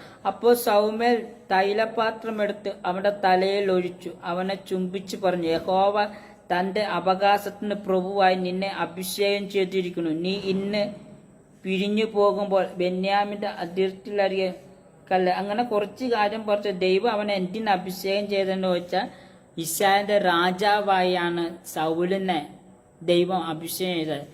സൗൽ ഇതിനൊന്നും യോഗ്യനല്ലായിരുന്നു. തന്റെ അപ്പന്റെ കരുതക്കുട്ടി എവിടെയാണ് അറിയാൻ വേണ്ടി അതിനെ കുറിച്ചുള്ള വിവരണത്തിന് വേണ്ടി സൗമ്യ പ്രവാചകന്റെ അടുത്ത് വന്ന ആ വ്യക്തിയാണ് ദൈവം എന്റേത് രാജാവായി. കാരണം അതെല്ലാം ദൈവത്തിന്റെ പദ്ധതിയായിരുന്നു. സൗല് ആ ആടി ആ മൃഗത്തെ തേടി സൗമേലിന്റെ അടുത്ത് വരാൻ സൗമേൽ ഇവനെ അഭിഷേകം ചെയ്യണത് ദൈവത്തിന്റെ പദ്ധതിയായിരുന്നു. ഇവിടെ പ്രവാചകൻ അഭിഷേകം ചെയ്യേണ്ടത്. ഇനി ദാവീദും യേശുക്രിസ്തു ഒരേ രീതിയാണ് പറഞ്ഞത്, ഞാൻ ഉൾക്കൊള്ളുകയില്ല.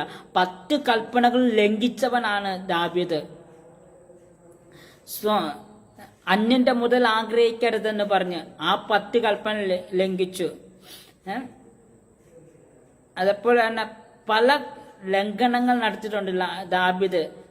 ഒരിക്കൽ ദാൻ പ്രവാചകമാണ് എത്ര വട്ടം ഉപദേശിച്ചിട്ടുണ്ട്, കരയും വീണ്ടും പാപം ചെയ്യും, വീണ്ടും കരയും. യേശുക്രിസ്തു പാപനീയ മനസ്സനാണ്. എന്നെ വെച്ച ഒരു പാപവും അദ്ദേഹത്തിന്റെ ശരീരത്തിൽ ഇല്ലായിരുന്നു. പിന്നെ എങ്ങനെ ദാവീദുമായി കണക്ട് ചെയ്യാൻ കഴിയണത്? ഇതാ ഞാൻ പറഞ്ഞ, വചനം പഠിക്കണം എൻ്റെ മക്കളെ. നിങ്ങളൊക്കെ വചനം പഠിച്ച് വചനം എന്താണ് പറഞ്ഞ അത് പറയണം.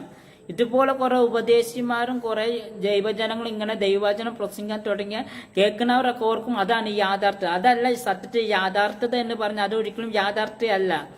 ദാവീദ് യേശുക്രിസ്തുമായി കുറെ വ്യത്യസ്തതയുണ്ട്. അവരെ രണ്ടുപേരും അഭിഷേകത്തിനും വ്യത്യസ്തതയുണ്ട്. അവരെ രണ്ടുപേരും ശുശ്രൂഷ തലങ്ങൾക്കും വ്യത്യസ്തതയുണ്ട്. അത് നമ്മൾ മനസ്സിലാക്കുക. മശിയ എന്ന് വേണമെങ്കിൽ ദാവീദിനെ വിശേഷിപ്പിക്കാം. യേശുക്രിസ്തു എന്ന രീതി ദാവീദിനെ വിശേഷിപ്പിക്കാം. ഇനി അതിനു മുമ്പ് സഹോദരി പറഞ്ഞ കേൾക്കുക.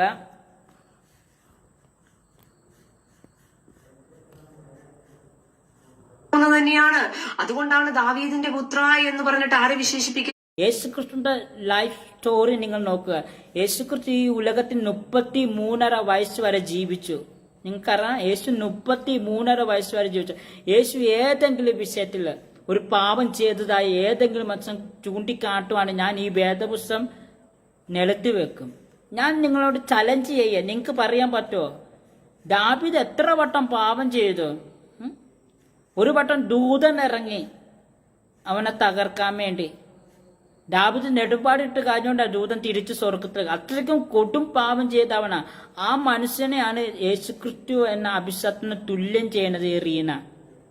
എത്ര വട്ടം അന്യന്റെ ഭാര്യ മോഹിക്കരുതെന്ന് പറഞ്ഞ് അത് മോഹിച്ചില്ല. അന്യന്റെ സ്വത്തുകൾ മോഹിക്കരുതെന്ന് പറഞ്ഞ് അത് മോഹിച്ചില്ല ദാവീദ്. അതേപോലെ തന്നെ ദാവീദ് എന്തൊക്കെ തെറ്റിദ്ധാരണകൾ ചെയ്തിട്ടുണ്ട്, എത്ര തെറ്റുകൾ ചെയ്തിട്ടുണ്ട്. 10 കൽപ്പനകൾ പകുതി കൽപ്പനകളും ലംഘിച്ചവനാണ് ദാവീദ്. ആ ദാവീദിനെ ക്രിസ്തുവിന് തുല്യം ചെയ്യാൻ എന്ത് യോഗ്യതയുണ്ട്? ക്രിസ്തു എവിടെ കിടക്കണ, ദാവീദ് എവിടെ കിടക്കണ? ദാവീദും ക്രിസ്തുവായി ഒരുമിച്ച് പോകില്ല. അവരെ രണ്ടുപേരും അഭിഷേകത്തിന് പറ്റും. ദാവീദിനെ ഇസ്രായേലിന്റെ രാജാവായാണ് അഭിഷേകം ചെയ്തത്. അദ്ദേഹത്തെ അഭിഷേകം ചെയ്തതിന്റെ ഇസ്രായേലിന്റെ രാജാവായ സൗലിനെ എങ്ങനെ അഭിഷേകം ചെയ്തോ ആ അഭിഷേകം തന്നെ ദാവീദിന് കിട്ടിയത്. അല്ലാതെ യേശുക്രിസ്തുവിന് കിട്ടിയ അഭിഷേകമൊന്നും ആ രീതിയിലല്ല. യേശുക്രിസ്തുവിന് ആരാണ് അഭിഷേകം ചെയ്തത്? എന്റെ വേദപുസ്തകത്തിലില്ല യേശുക്രിസ്തുവിന് അഭിഷേകം ചെയ്യണം. യേശുക്രിസ്തു സ്വയം പറയുക ചെയ്തത്, തനിക്കൊരു ദിവസം സഭയില് അന്ന് ഖബർനഹോമിലെ സഭയിൽ പ്രസംഗിക്കാൻ ഒരു അവസരം കിട്ടിയപ്പോൾ അയാള്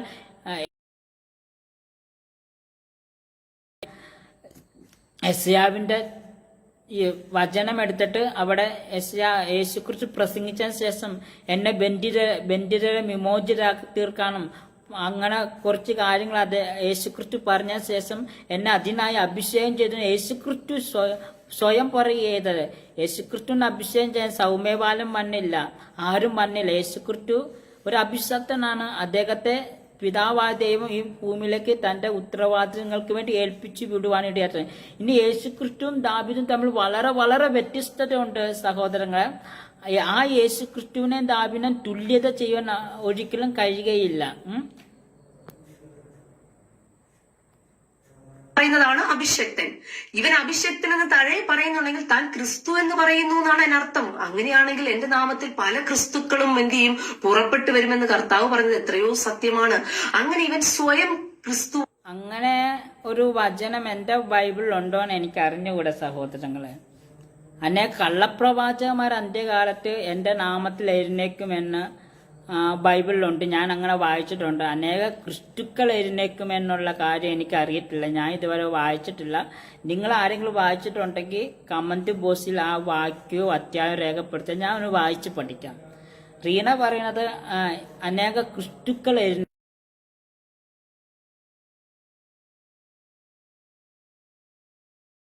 ന്റെയും അനേകർ എന്റെയും എഴുന്നേൽക്കുമെന്ന് പറഞ്ഞിട്ടുണ്ട്.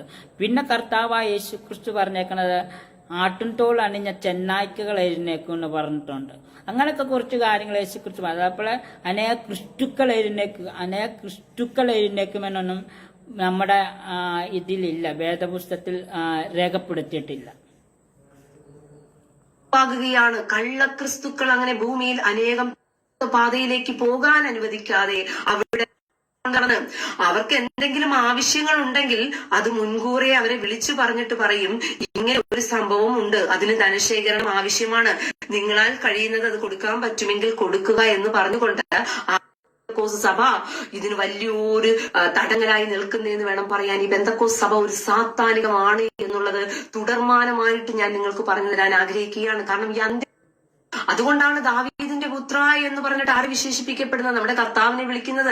എന്റെ പ്രിയ സഹോദരങ്ങളെ, കൊമ്പിനകത്ത് കൊണ്ടുപോയി തൈലം കൊടുത്ത് അഭിഷേകം ചെയ്യുകയാണ്. അതായത് പിന്നെ യേശുക്രിസ്തുവിനെ ദാവീദിന്റെ പുത്രൻ എന്നെ വിളിക്കാൻ കാരണം അതിന്റെ പിറകിൽ ഒരു പ്രവാചനമുണ്ട്. അത് അറിയണമെങ്കിൽ പഴയ നിയമത്തിലേക്ക് ഒന്ന് പോകണം സഹോദരങ്ങള്. അപ്പോൾ ദാവീദിന്റെ പട്ടണമായ ബേഥൽഹേമിലാണ് എനിക്ക് തോന്നുന്നത് ഹോശേയ പ്രവാചകനാണ്, അക്കായല്ല ഹോശേയ പ്രവാചകനാണ് തോന്നുന്നു.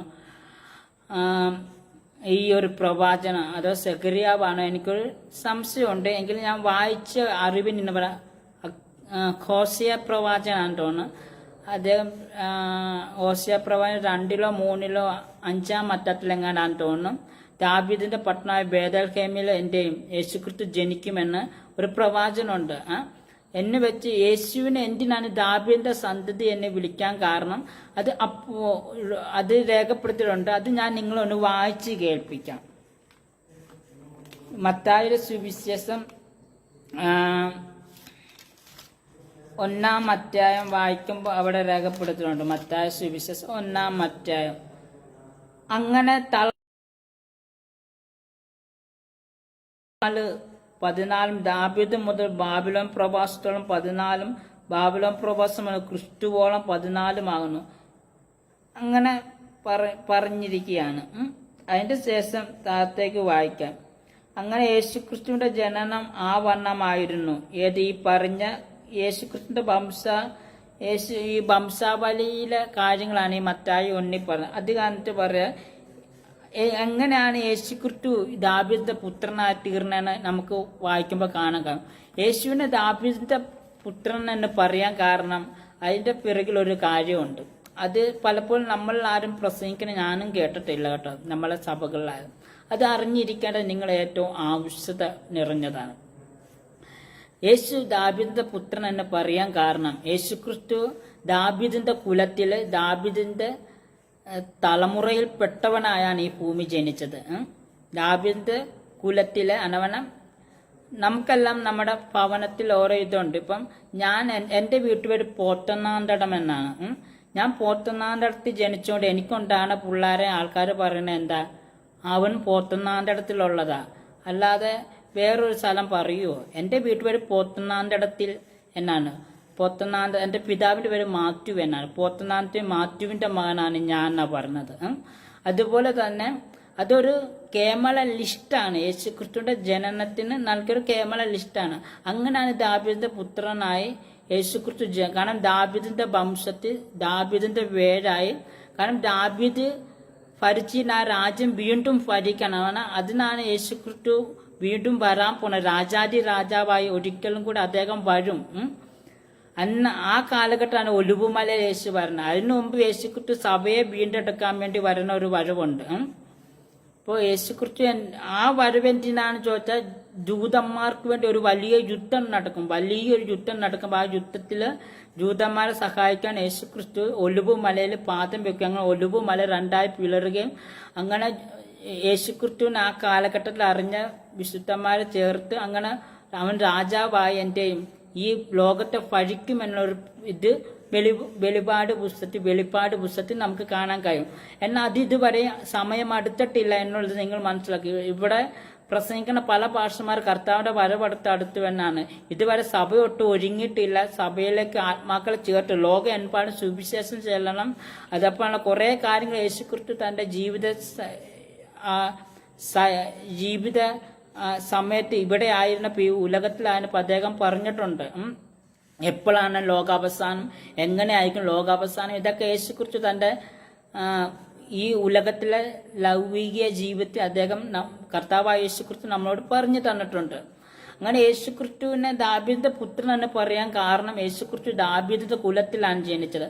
അതുമല്ല ദാവീദിന്റെ പട്ടണമായ ബേഥൽഹേമിലെ ആ ഒരു യഹൂദന്മാരുടെ രാജാവായാണ് മിശിഹയെ കാണുന്നത്. ആ രാജ്യം ഭരിക്കാൻ പോണ അല്ലെങ്കിൽ ഇനി വരുന്ന രാജ്യം ഭരിക്കാൻ പോണ ഒരു രാജാവായാണ് യേശു മിശിഹയെ അന്നത്തെ യഹൂദന്മാർ കണ്ടിരുന്നത്. അതുകൊണ്ട് ദാവീദിന് നഷ്ടപ്പെട്ട ആ രാജ്യത്തെ വീണ്ടും ഭരിക്കാൻ യേശു വരുമെന്നാണ്. അവന്റെ രാജ്യത്തിന്റെ ചെങ്ങോല് ക്രിസ്തുവിന്റെ കൈയിരിക്കുന്നു എന്നും പറയപ്പെടുന്നുണ്ട്.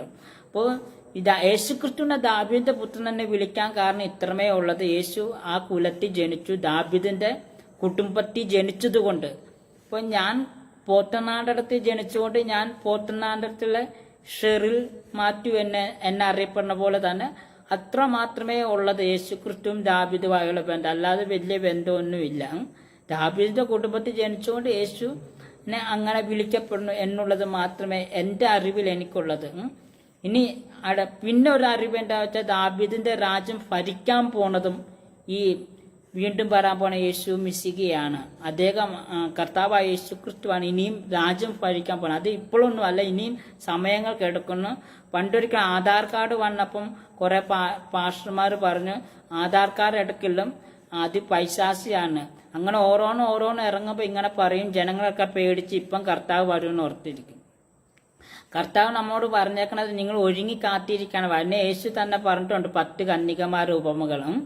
നമ്മൾ കാത്തിരിക്കുക, വിശുദ്ധ ജീവിതം നയിച്ചുക. എപ്പം വരുമെന്ന് അറിയത്തില്ല. കർത്താവ് ഇപ്പൊ ഇന്ന് വരാം, നാളെ വരാം, ഇനി മറ്റേനാൾ വരാം. അത് കർത്താവ് ഒരിക്കലും ഇന്ന ദിവസം ഞാൻ വരും. നമ്മളൊരു വീട്ടിൽ അതിഥിയായി ചെല്ലുമ്പോ ഞാൻ വരുന്നുണ്ടെന്ന് വിളിച്ച് പറയുന്ന പോലെ കർത്താവ് ഒരിക്കലും പറഞ്ഞിട്ടില്ല. അതുകൊണ്ട് നമ്മള് ഈ ലോക ജീവിതത്തിൽ നമ്മൾ വിശുദ്ധരായിരിക്കുക. നമുക്ക് എപ്പം കർത്താവ് വരുമെന്ന് പറയാൻ പറ്റില്ല. അതുകൊണ്ട് വിശുദ്ധരായിരിക്കും. ഇനി അടുത്തത് നമുക്ക് കേൾക്കാം. ത്തിന്റെ കൊമ്പ് കൊണ്ടുപോയി കാഹളം ഊതുന്നത് എന്തിനാണ്? മഷികയുടെ വരവിനെ കാണിക്കാനാണ്. അതേ കൊമ്പിനകത്ത് തൈലമൊഴിച്ച് ആ തൈലക്കൊമ്പ് കൊണ്ട് അഭിഷേകം ചെയ്യപ്പെട്ട ഒരേ ഒരു അഭിഷേകത്തിനാണ് ആര്? ദാവീദ് എന്ന് പറയുന്നത്. ഭൂമിയില് ഈ ദാവീദ് എന്ന് പറയുന്ന അഭിഷേകൻ, ഈ രാജാക്കന്മാരെ അഭിഷേകം ചെയ്ത തൈലക്കൊമ്പ് വേറെയാണ് കേട്ടോ. അതും ഇതുമായി ഒരു ബന്ധവും ഇല്ല. ഒരു ബന്ധവും ഇല്ല. തൈലക്കൊമ്പുമായി ഒരു ബന്ധവും ഇല്ല. അത് ബൈബിളിൽ തന്നെ പറഞ്ഞിട്ടുണ്ട്. അതൊക്കെ എടുത്ത് പറഞ്ഞെങ്കിൽ വീടേക്ക് ഇത് കൂടും. നിങ്ങളോട് എനിക്ക് ഇഷ്ടം പോലെ കാര്യങ്ങൾ പറയുന്നുണ്ട്. പക്ഷെ ഈ സഹോദരിയുടെ വീഡിയോ കൂടുതലാണ്. അത് എല്ലാം നിങ്ങളോട് വിശദീകരിക്കണുള്ളത് കൊണ്ടാണ് ഞാൻ ചുരുക്കി പറഞ്ഞത്. ബൈബിളിലുണ്ട് ആ തൈലക്കൊമ്പത്തെ കുറിച്ച്. അതൊരു മരത്തിന്റെ തൊലികൾ കൊണ്ട് നിർമ്മിക്കപ്പെടുന്ന ഒരു ഇങ്ങനെ നമ്മളെ ഈ കോളാമ്പ് പോലെയൊക്കെ ഏകദേശം ഇരിക്കുന്ന ഒരു ഇതാണ് ഈ തൈലക്കൊമ്പും കാകളവും രണ്ടാണുള്ള കാര്യം മനസ്സിലാക്കുക. അതാണ് പറഞ്ഞത്. ഇതുപോലുള്ള ദുരുപദേശം നമ്മളെ ഇടകളിൽ വ്യാപരിക്കുന്നു. നിങ്ങൾ സത്യം പറഞ്ഞു അത് കേട്ട് വിശ്വസിച്ച് നമ്മൾ നാളെ പോയി സഭ ശുശ്രൂഷയെ ചെന്ന് പറയും അങ്ങനെ കാകളം ഊതുന്ന കാകളത്തിന്റെ അകത്ത് സൗമ്യപ്രവാചകൻ തൈലം ഒഴിച്ചിട്ട് അങ്ങനെ പോയി ദാവീദിന് അഭിഷേകം. അത് കേട്ട് അടുത്ത ആൾക്കാരും അങ്ങനെ പ്രസംഗിക്കും. ഒരിക്കലും അത് രണ്ടും വ്യത്യസ്തതയുള്ളതാണ്. അഭിഷേകം ഇടുന്ന തൈലപാത്രവും തൈലക്കൊമ്പും കാകളം ഊതുന്ന കാകളവും തമ്മിൽ രണ്ടും വ്യത്യസ്തതയുള്ളതാണ് മനസ്സിലാക്കുക. കഴിഞ്ഞു കഴിഞ്ഞാൽ പിന്നീട് ഒറ്റ അഭിഷക്തനെ ശേഷിക്കുന്നുള്ളൂ. പരിശുദ്ധാത്മാവിനാൽ അഭിഷേകം ചെയ്യപ്പെട്ട അഭിഷക്തൻ എന്ന് പറയുന്നത്. എന്റെ പ്രിയ സഹോദരങ്ങളെ, അതുകൊണ്ട് അഭിഷക്തൻ നമുക്ക് ഒരുവനേ ഉള്ളൂ. അത് യഹോശുവ മശിഹയാണ്. പക്ഷേ ഈ കള്ളന്മാരായിരിക്കുന്ന ഈ പാച്ചർമാര്, ഇവന്മാർ സ്വയം തങ്ങളൊരു അഭിഷക്തന്മാരെന്ന് പറയുന്നില്ല. അങ്ങനെ പറയാനും ആഗ്രഹിക്കുന്നില്ല. ദൈവത്താൽ തിരഞ്ഞെടുക്കപ്പെട്ടവരാണ് പാസ്റ്റർമാർ. റീനയുടെ ലാംഗ്വേജ് പറഞ്ഞ പാട്ടർമാർ. ഞങ്ങളെല്ലാവരും കർത്താവിൻ്റെ ഇതിലാ തിരഞ്ഞെടുക്കപ്പെട്ടതാണ്. ഓരോരുത്തരും ഓരോ ശുശ്രൂഷയ്ക്കായി ദൈവം തിരഞ്ഞെടുത്തു. ബൈബിളിൽ ചിലർ പ്രവാചകന്മാരായി, ചിലർ ഉപദേശകന്മാരായി, ചിലർ ഇടയന്മാരായി, ചിലരെ അപ്പോസ്തലന്മാർ, അങ്ങനെ പല രീതിയിലാണ് ശുശ്രൂഷകന്മാരെ ദൈവം തിരഞ്ഞെടുത്തേക്കുന്നത്. അപ്പോൾ എല്ലാവരും ദൈവം അവരുടെ ആ ശുശ്രൂഷയ്ക്ക് അഭിഷേകം ചെയ്ത് തിരഞ്ഞെടുക്കപ്പെട്ടവരാണ് ദൈവത്തിൻ്റെ പാട്ടർമാർ. റീനയുടെ ലാംഗ്വേജിൽ പാട്ടർമാരെന്ന് പറയണം എന്നുള്ളത്. എൻ്റെ രീതി പറഞ്ഞ പാസ്റ്റർമാർ അല്ലെ ഇടയന്മാർ. ഈ പാസ്റ്റർമാരെന്ന് പറഞ്ഞ ഇംഗ്ലീഷാണ്, പാസ്റ്റേഴ്സ്. മലയാളത്തിൽ നമ്മൾ ബൈബിളിൽ വായിക്കുമ്പോൾ ഇടയ ശുശ്രൂഷ, സഭ നിയന്ത്രിക്കുന്ന അവരെയാണ് ഈ പാസ്റ്റർമാരെന്ന് പറഞ്ഞത്. ഉപദേശകന്മാരുണ്ട്, അവരെ നമ്മൾ പള്ളികളിലൊക്കെ പറഞ്ഞ ഉപദേശകന്മാർ. അവർ ഈ ഉപദേശം പറഞ്ഞത്. സുവിശേഷകന്മാരെന്ന് പറഞ്ഞ എന്താണ്? അവർ ഇബലാഞ്ചിക്കലാണ്. അവർ ഈ ഗ്രാമങ്ങളും പത്തിടങ്ങളിലൊക്കെ പോയി എൻ്റെയും സുവിശേഷം. അപ്പോസ്തലന്മാരെന്ന് പറഞ്ഞാൽ ഇതെല്ലാം കൂടെ കൂടിക്കളയും. അവരുടെ മേലെ എല്ലാ വിളികളും ഉണ്ട്. അവരെന്ന് പറഞ്ഞാൽ അവർക്ക് എല്ലാ ശുശ്രൂഷകളും അടങ്ങിയ ഒരു വ്യക്തികളാണ് അപ്പോസ്തലന്മാരെന്നുള്ളത്. അപ്പോൾ പറയാറില്ല. ഇനി അഭിഷക്തന്മാരെന്ന് പറഞ്ഞെന്ന് പറഞ്ഞൊരു കുഴപ്പവും ഇല്ല കേട്ടോ ദൈവദാസന്മാർ. കാരണം അതിനെന്താ കുഴപ്പം? നമ്മൾ കർത്താവിനാൽ അഭിഷേകം ചെയ്യപ്പെട്ടവരാ, അതിനൊരു വ്യത്യസ്തതയില്ല. ഞാനൊരു കള്ള ക്രിസ്തു എന്ന് പറയുകയാണ്. ക്രിസ്തു എന്ന് പറയുന്നതാണ് അഭിഷക്തൻ. ഇവൻ അഭിഷക്തൻ എന്ന് താഴെ പറയുന്നുണ്ടെങ്കിൽ താൻ ക്രിസ്തു എന്ന് പറയുന്നു എന്നാണ് അതിനർത്ഥം. അങ്ങനെയാണെങ്കിൽ ഒരിക്കലുമില്ല, അതൊരിക്കലും ശരിയായ കാര്യമല്ല. ഒരു പാസ്റ്റർ അഭിഷക്തൻ എന്ന് പറഞ്ഞ ആ വ്യക്തി ഒരു യേശുക്രിസ്തു ആണെന്ന് ഒരിക്കലും പറയാൻ പറ്റില്ല. അതൊരിക്കലും, ഞാൻ നേരത്തെ അത് പറഞ്ഞു, ഒരിക്കലും പറയാൻ പറ്റില്ല. യേശുക്രിസ്തു എന്ന് ഒരിക്കലും പറയാൻ പറ്റില്ല ഒരു വ്യക്തി അഭിഷക്തൻ എന്ന് പറഞ്ഞ. എന്റെ നാമത്തിൽ പല ക്രിസ്തുക്കളും എന്ത് ചെയ്യും? പുറപ്പെട്ടു വരുമെന്ന് കർത്താവ് പറഞ്ഞത് എത്രയോ സത്യമാണ്. അങ്ങനെ ഇവൻ സ്വയം ക്രിസ്തുവാകുകയാണ്. കള്ളക്രിസ്തുക്കൾ അങ്ങനെ ഭൂമിയിൽ അനേകം പെരുകിക്കിടക്കുന്നു. പ്രിയ സഹോദരങ്ങളെ, അങ്ങനെ നിങ്ങളുടെ നാവ് കൊണ്ട് ഒരുത്തനെയും നിങ്ങൾ അഭിഷക്തനെന്നൊന്നും പറഞ്ഞു പോയേക്കരുത്. ഇവന്മാർ അങ്ങനെയാണ് പറഞ്ഞ് ജനത്തെ പേടിപ്പിച്ചു വെച്ചിരിക്കുന്നത്. അഭിഷക്തന് നേരെ നിങ്ങളൊരു വാക്ക് സംസാരിച്ചു കഴിഞ്ഞാൽ ദൈവം അങ്ങ് നിങ്ങളോട് അങ്ങ് ചോദിച്ചു കളയും എന്നൊക്കെയാ പഠിപ്പിച്ചു വെച്ചിരിക്കുന്നത്. പിന്നെ ദൈവമൊക്കെ ഇവന്റെ എന്ന് പറഞ്ഞ് ജനങ്ങളെ ആരും പേടിപ്പിക്കാറൊന്നുമില്ല. ഞങ്ങളെ അഭിഷക്തന്മാരെന്നെ വിളിക്കുന്നൊന്നും ഞങ്ങൾ ഇതുവരെ ആരും പറഞ്ഞിട്ടുമില്ല. ഞങ്ങളെ പാത്രേനെ വിളിക്കുന്നോ, ഇതൊക്കെ ജനങ്ങൾ കണ്ടറിഞ്ഞ് ഞങ്ങളെ വിളിക്കണത്. ഞങ്ങൾ എന്ത് ചെയ്യാനാ സഹോദരി റീനെ? ഞങ്ങൾ ഓരോരുത്തരും കണ്ടറിഞ്ഞ് പാത്രേ എന്നും ഉപദേശി എന്നും പ്രവാചക എന്നൊക്കെ ഞങ്ങളെ വിളിക്കുന്നത്. അത് ഞങ്ങളുടെ ശുശ്രൂഷയുടെ സംബന്ധ അളവനുസരിച്ച് ഞങ്ങൾ ഓരോരുത്തരും പല പേരുകൾ അറിയപ്പെടുന്നു. അതിന് നിനക്കെന്താ കുഴപ്പം? സഹോദരിക്ക് എന്താണ് കുഴപ്പം സഹോദരി? അതെല്ലാം പ്പെട്ട പാട്ടർമാരെല്ലാം ദുരുപദേശന്മാരാണെന്നാണ് സഹോദരിയുടെ വാദം. ഇറങ്ങി വന്നിട്ട് കഴുത്ത് വെട്ടാനും കാല് വെട്ടാനും കൊട്ടേഷൻ കൊടുത്തു വെച്ചിരിക്കുന്ന ഗുണ്ടയായിട്ടൊക്കെയാണ് ഇവന്മാർ ദൈവത്തെ കണ്ടുവെച്ച്. ഒരിക്കലുമില്ല. കാരണം ഞങ്ങളെ ഒരിക്കലും ദൈവത്തെ റവഡിയായോ ഞങ്ങളെ പോക്കറ്റിലിട്ട് കാര്യസാധ്യതയ്ക്ക് വേണ്ടിയുള്ള ഒരു ദൈവമായോ ദൈവത്തെ റവഡി ആക്കിയല്ല ഞങ്ങളെ ദൈവമായ യേശുക്രിസ്തുവിനെ ദൈവമായി തന്നെയാണ് കാണുന്നത്. ഇവിടെ ഈ സഹോദരി പറയുന്നത് ബെന്തക്കോസുള്ള പാസ്റ്റർമാരെല്ലാം അവർക്ക് തോന്നിയ രീതിയിൽ ചെയ്യാൻ വേണ്ടി ഒരു ഗുണ്ടയാക്കിയാണ് യേശുക്രിസ്തുവിനെ നിർത്തിയേക്കുന്നത്. അതല്ല യേശുക്രിസ്തുവിന്റെ പണി, അതാണ്. ഇവിടുത്തെ ഉപദേശിമാർ പറയടാ അവനെ പോയി കൊന്നിട്ട് ഇങ്ങോട്ട് വാടാന്ന് പറയുമ്പോൾ ഉടനെ പോയി യേശുക്രിസ്തു ഇവിടുത്തെ ഉപദേശി പറഞ്ഞ കേട്ട് ഓടിപ്പോയി അപ്പുറത്ത് വിട്ട് അഭിഷേകം അപ്പച്ചനെ കൊന്നിട്ട് ഓടി വരികയല്ലേ. എന്തൊക്കെയാണ് സഹോദരി റീനെ സുവിശേഷമൊക്കെ പറഞ്ഞിപ്പം ഇങ്ങനെ ഒരു സുവിശേഷത്തിലേക്ക് എത്തിച്ചേർന്നോ? എന്ത് പറയാൻ എൻ്റെ ദൈവമേ. നോക്കൂ, ആ സഹോദരി പറഞ്ഞ ബെന്തക്കോസ്തിലെ ഉപദേശിമാർ യേശുക്രിസ്തുവിനെ, നിങ്ങൾ ഓർക്കൂ, യേശുക്രിസ്തു ആരാണ്? ഉപദേശിമാരാരാണ്? ദൈവത്തിന്റെ പ്രതിപുരുഷന്മാരാണ്. ഞങ്ങളൊരു കാര്യം പറഞ്ഞത് കേൾക്കാൻ വേണ്ടി യേശുക്രിസ്തു ഇരിക്കുകയാണ്. എന്ന് വെച്ചാൽ യേശുക്രിസ്തു ദൈവമാണ്. അദ്ദേഹം യേശുക്രിസ്തുവിനെ ദൈവമായി കാണാൻ പഠിക്കൂ റീനെ. ദൈവത്തെ ദൈവമായി കാണുവാനും മനുഷ്യനെ മനുഷ്യനായി കാണുവാനും പഠിക്കണം.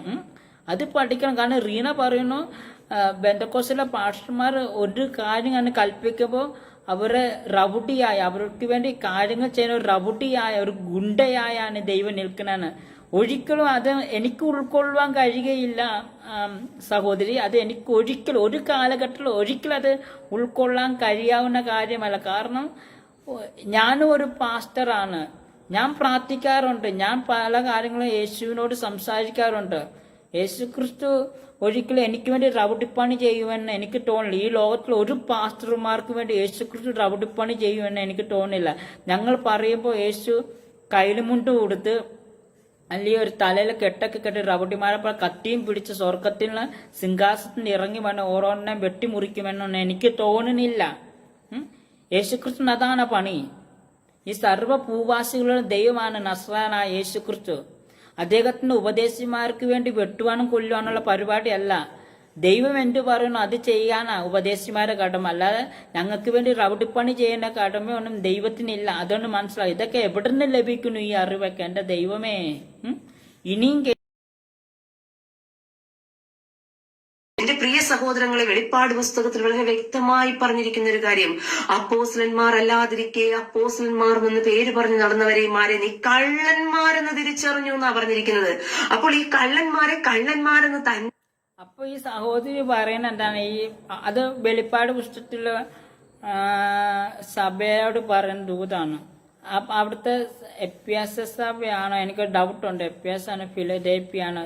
അത് ഏതോ സഭയോട് ദൈവത്തിന്റെ ആത്മാവ് പറയുന്ന ഒരു ആലോചന. അപ്പം അപ്പോസ്തലന്മാരല്ലാത്തവരെല്ലാവരും തിരിച്ചറിയുകയും അവരെ എന്ത് ചെയ്ത് അംഗീകരിക്കാതെ ഇരുന്നു.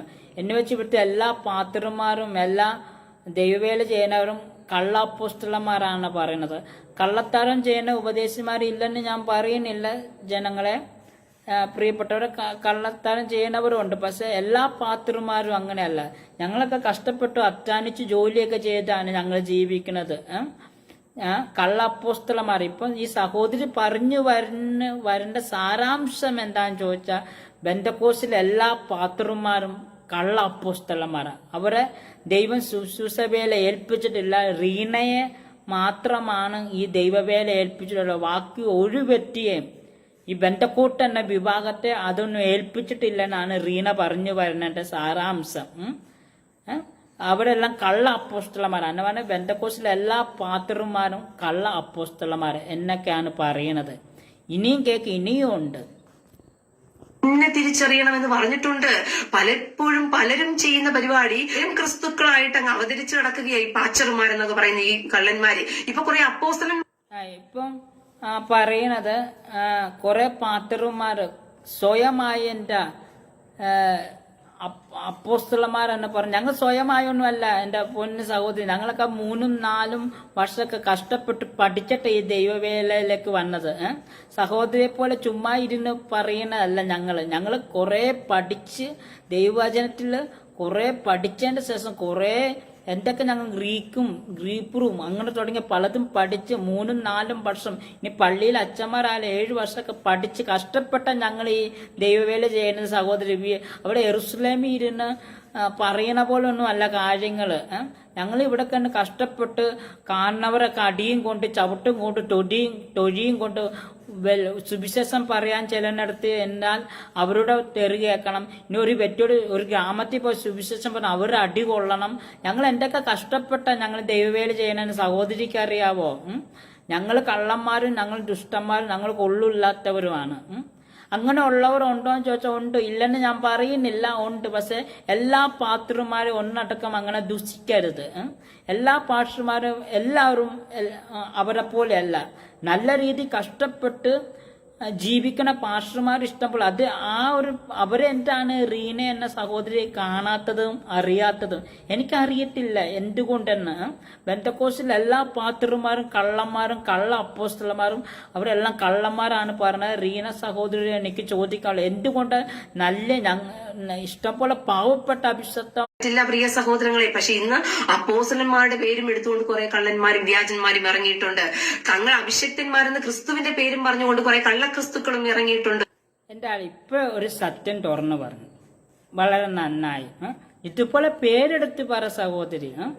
നിങ്ങൾക്ക് ഏതെങ്കിലും ബന്ധക്കോസിലെ അല്ലാതെ എല്ലാ പാസ്റ്റർമാരും ഇങ്ങനെ കുറ്റപ്പെടുത്താതെ ഉപദേശത്തെ കുറിച്ച് പല ഇതുമുണ്ട്. സ്വർഗീയ വിരുന്നിന്റെ കാര്യം ടിനു ജോർജിനെ ഒരിക്കലും അപ്പോസ്തലനായി ഞങ്ങൾ ആരും കണ്ടിട്ടില്ല. പാസ്റ്റർ ടിനു ജോർജിനാണ് അദ്ദേഹത്തിന്റെ ലിപികളിലെല്ലാം, അദ്ദേഹത്തിന്റെ വീഡിയോസിലാട്ടെ എല്ലാത്തും പാസ്റ്റർ ടിനു ജോർജ് അങ്ങനെയാണ് അദ്ദേഹത്തെ അറിയപ്പെടുന്നത്. അപ്പോസ്തലനായി എനിക്ക് അറിയത്തില്ല. ഈ പാസ്റ്റർ തങ്കുബദറിനെ കുറിച്ച് പറഞ്ഞാൽ ശരിയാണ്. തങ്കുബദർ ദൈവവചനത്തിന് വിപരീതമായ രീതിയിലാണ് അദ്ദേഹത്തിന്റെ പ്രവർത്തനങ്ങളും ശുശ്രൂഷകളും. അത് ഞങ്ങളെല്ലാവരും ബന്ധക്കോസിൽപ്പെട്ട ഞങ്ങളെപ്പോലുള്ള ദൈവാസന്മാരെല്ലാം അതിനെ വിമർശിക്കാതെ കൊണ്ട് ഉള്ള കാര്യമാണ്, തുറന്നു പറയാറുണ്ട്. പക്ഷെ ടിനു ജോർജിനെ കുറിച്ച് എനിക്ക് ഇതുവരെ കഴിഞ്ഞ തവണ നമ്മളെ കൊറോണ വന്ന സമയത്ത് ടിനു ജോർജിന്റെ സഭ എന്ത് ചെയ്ത് തുറന്നു കൊടുത്തു അവിടുത്തെ ജനങ്ങൾക്ക് വേണ്ടി. എൻ്റെ അറിവ് ശരിയാണ്, അങ്ങനെ തന്നെയാണ്. ആന്ധ്രയിലെ ഒരു ലോക പ്രസിദ്ധ ഒരു ദൈവദാസന്റെ സഭയും തുറന്നു കൊടുത്തു. അവരൊക്കെ ഇതുപോലുള്ള നല്ല കാര്യങ്ങൾ ചെയ്യണം. ഇതൊന്നും ഈ സഹോദരി തങ്കുബദറിനെ കുറിച്ച് പറഞ്ഞത് കൃത്യമായ കാര്യമാണ്. അദ്ദേഹം ദൈവത്തിന്റെ വചനം പറയുകയും പ്രസംഗിക്കുകയും അതപ്പോൾ തന്നെ വചനത്തിലില്ലാത്ത പല കാര്യങ്ങൾ ചെയ്യുന്നതായും സോഷ്യൽ മീഡിയയിലൂടെയൊക്കെ നമ്മൾ കാണാറ്. അപ്പൊ അത് കള്ള അപ്പോസ്തലനൊക്കെ പറഞ്ഞ് ഞങ്ങളെ പേരെടുത്ത് പറയണം. അല്ലാതെ ഈ ബന്ധക്കോസുള്ള എല്ലാ പാസ്റ്റർമാരെയും അങ്ങനെ ഒന്നടക്കം പറയും. ഞങ്ങളെപ്പോലുള്ള പല ദൈവദാസന്മാരുണ്ട്. ഞങ്ങളൊക്കെ പാവപ്പെട്ട് ജീവിച്ചു പോകണ, ഞങ്ങളാണ് ജീവിച്ചു പൊക്കോട്ടെ. റീനെ ഞങ്ങളെ കഞ്ഞിൽ എന്തിനാ പാത്തിയിടുന്നത്? ഞാൻ ജോലി ചെയ്ത് അങ്ങനെ സുവിശേഷ വേലയിലൂടെ ഞാൻ സ്വയമായിട്ട് ജോലി ചെയ്ത് അങ്ങനെ പൈസ ഉണ്ടാക്കി ഞാൻ ദൈവവേല ചെയ്യാനേ പറ്റുക. ഞാൻ വിശ്വാസികളുടെ കയ്യിലൊന്നും പൈസ വാങ്ങാറില്ല. എനിക്ക് അതിന് ആവശ്യവും ഇല്ല. വിശ്വാസികൾ തന്നാൽ വാങ്ങിക്കും. ഒരു പ്രാർത്ഥനയ്ക്ക് ചെന്നാൽ അവരെന്തെങ്കിലും തന്നാൽ സന്തോഷത്തോടെ വാങ്ങിച്ച് സ്തോത്രം പറഞ്ഞു. അതാണ് എൻ്റെ ഒരു ശുശ്രൂഷ. ആരും കാര്യം നിർബന്ധിച്ച് ഇന്നയോളം ഞാൻ വാങ്ങിച്ചിട്ടുമില്ല. അതിനാവശ്യമില്ല. അതേപോലെ ഇതാണ് ഇപ്പം ഇതുപോലെ പറയണം റീനെ. ഇതുപോലെ ബന്ധക്കോസിലെ ഒന്നടക്കട്ടെ ആക്ഷേപിച്ചിട്ട് ഇപ്പൊ ഈ ലാസ്റ്റ് കൊണ്ടുള്ള കാര്യം പറയാത്. അത് നേരത്തെ പറഞ്ഞെങ്കിൽ എനിക്ക് ഇതേപോലെ ഒരു വീഡിയോ ചെയ്യേണ്ട ആവശ്യമുണ്ടോ? അപ്പോ നിങ്ങൾ എന്താണ് ഉദ്ദേശിക്കുന്നത്? ബന്ധക്കോസിലെ പോരായ്മയോ എന്തെങ്കിലും ഉണ്ടെങ്കിൽ അത് അവർ ആരാണ് അവരുടെ പേരെടുത്ത് പറഞ്ഞുള്ള ധൈര്യം റീന ഇനിയെങ്കിലും കാണിക്കുക. ഇനി ചോറാക്കാൻ ദൈവവചന സത്യങ്ങളിലേക്ക് ജനത്തെ യഥാർത്ഥ പാതയിലേക്ക് പോകാൻ അനുവദിക്കാതെ അവിടങ്ങളിലും ഇവിടങ്ങളിലും എല്ലാം വേലികെട്ടി മറച്ചിരിക്കുന്നത് പോലെയാണ് ഇത്യാദി സഭകൾ തുടങ്ങി ഈ പാച്ചൽ ഗണം എന്ന് പറയുന്ന ഈ പെന്തക്കോസ് സഭ ഇതിന് വലിയൊരു തടങ്ങലായി നിൽക്കുന്നതെന്ന് വേണം പറയാൻ. ഈ പെന്തക്കോസ് സഭ ഒരു സാത്താനികമാണ് എന്നുള്ളത്. അതെ, ബന്ധക്കോസ് സഭ സാത്താനീയ ഇതാണ്. ബന്ധക്കോസിന്റെ ആചാരങ്ങൾ അനുഷ്ഠാനങ്ങൾ സമസ്തവും സാത്താനാണ്. പിന്നെ ഈ റീന പറയുന്നതാണോ യാഥാർത്ഥ്യത? അറിയാത്തത് കൊണ്ട് ചോദിക്കുകയാണ് ഞാൻ. അതാണോ യാഥാർത്ഥ്യമായ കാര്യം? റീന എന്താണ് ഉദ്ദേശിക്കുന്നത്? റീന എന്ന സഹോദരി എന്താണ് ഇതിലൂടെ ഉദ്ദേശിക്കുന്നത്? എനിക്കറിയത്തില്ല. ഇതെല്ലാം സാത്താനിയാണ്. പാത്രന്മാരെന്നുള്ളത് സാത്താനിയ ഇതാണ്. ഉപദേശങ്ങൾ, ബന്ധക്കോസിലെ ഉപദേശങ്ങള്. അപ്പൊ ഇത് സാത്താനാണോ? എന്റെ കയ്യിലിരിക്കുന്ന ഈ കറുത്ത പുസ്തകത്തിൽ അടങ്ങിയിരിക്കുന്ന വചനം സാത്താനാണോ? റീനയോട് ഞാൻ ചോദിക്കേ, ഇതിന്റെ അകത്തിരിക്കുന്ന ഈ വചനം സാത്താനാണോ? ഇത് ഞാൻ ദൈവവചനമായാണ് ഇന്നയോളം ഞാൻ കണ്ടതും ചുമന്നതും. അപ്പോൾ റീന എനിക്ക് പറയേണ്ടി വരും, ഞാൻ എടുത്ത ഈ പുസ്തകം സാത്താനിയ പുസ്തകമാണോ? ബന്ധക്കോസുകാർ ഇതിൽ നിന്നാ പറയുന്നത്. ഈ പുസ്തകത്തിൽ എന്തൊക്കെയുണ്ട് അതാണ് ബന്ധക്കോസിലെ ഉപദേശിമാര് വിളമ്പുന്ന സുവിശേഷം.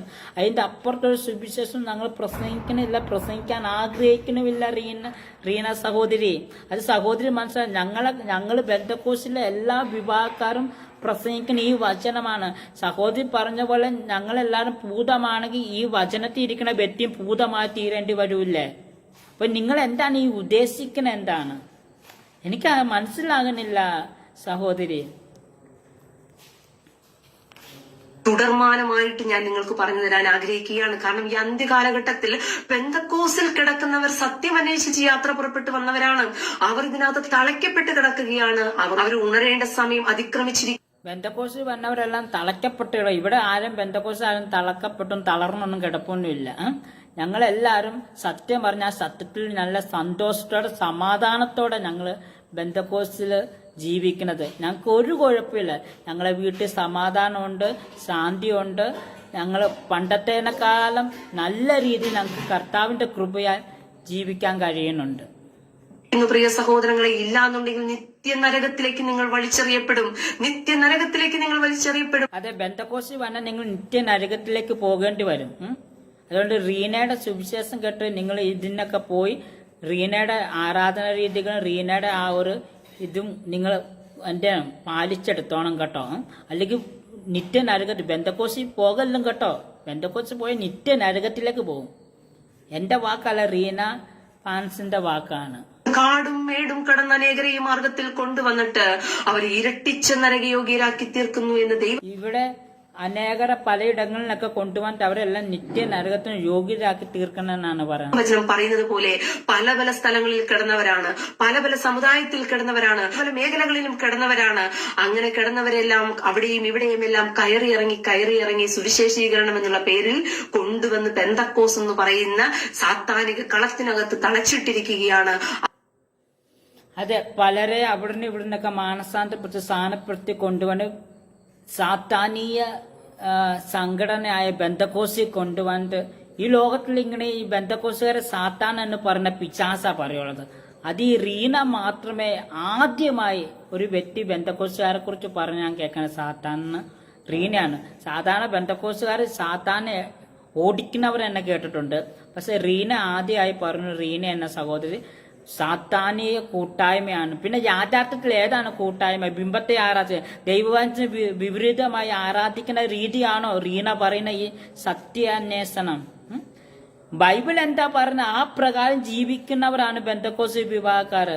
അവരിൽ പല കുറവുള്ളവരുണ്ട്, തെറ്റുകൾ ചെയ്യുന്നവരുണ്ട്. ഞാൻ അങ്ങനെ ഒന്നടക്കട്ടെ ഞാൻ പറയാം. പക്ഷെ കുറവുള്ളവരും തെറ്റുള്ളവരും. പക്ഷെ ഇവിടെ റീന എന്ന സഹോദരി പറഞ്ഞു ബെന്തക്കോസുകാര് അവിടുന്ന് ഇവിടുന്ന് ആത്മാക്കളെ കൊണ്ടുവന്നിട്ട് ജനങ്ങളൊക്കെ സുവിശേഷം പറഞ്ഞ് ഓരോ ഗ്രാമങ്ങളിൽ പോയി കൊണ്ടുവന്ന് പെന്തക്കോസ്തിലെ പാത്രമാർ സഭയെ കൊണ്ടുവന്നിട്ട് അവരെ നിത്യനരകത്തിലേക്ക് തള്ളിവിടുവാണ്. എന്തൊക്കെ ഉപദേശങ്ങളാണ് കേൾക്കേണ്ടി വരേണ്ടത് ദൈവമക്കളെ?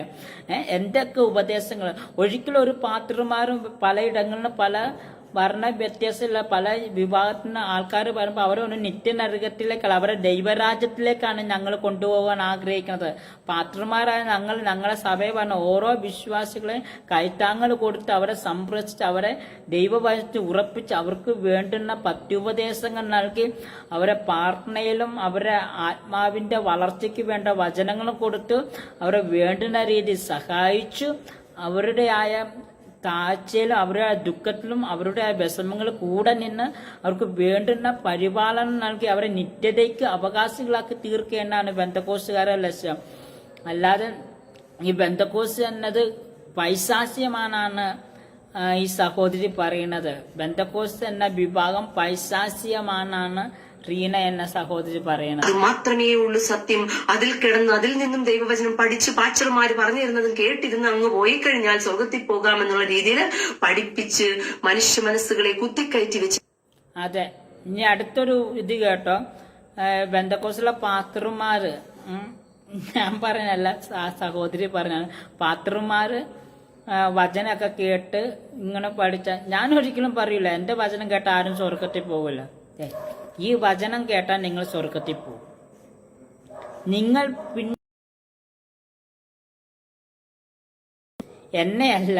എന്നെ പിൻഗമിച്ച ഒരിക്കലും നിങ്ങൾ നിത്യതയിൽ എത്തിച്ചേരില്ല. നിങ്ങൾക്ക് നിത്യത വേണോ, നിങ്ങൾക്ക് ദൈവരാജ്യം വേണോ, നിങ്ങൾ യേശുവിനെ പിൻഗമിക്കുക. ഇവിടെ ബെന്തക്കോസിലെ ഉപദേശിമാരെല്ലാം പ്രസംഗിച്ചു ഉപദേശിച്ചു. അവരെല്ലാരും എന്ത് ചെയ്യുമെന്നറിയാവോ? അവരെല്ലാരും കൂടെ ദൈവജനത്തെ സ്വർഗത്തിലേക്ക് കൊണ്ടുപോകാൻ വേണ്ടി ഒഴുങ്ങുകയാണ്.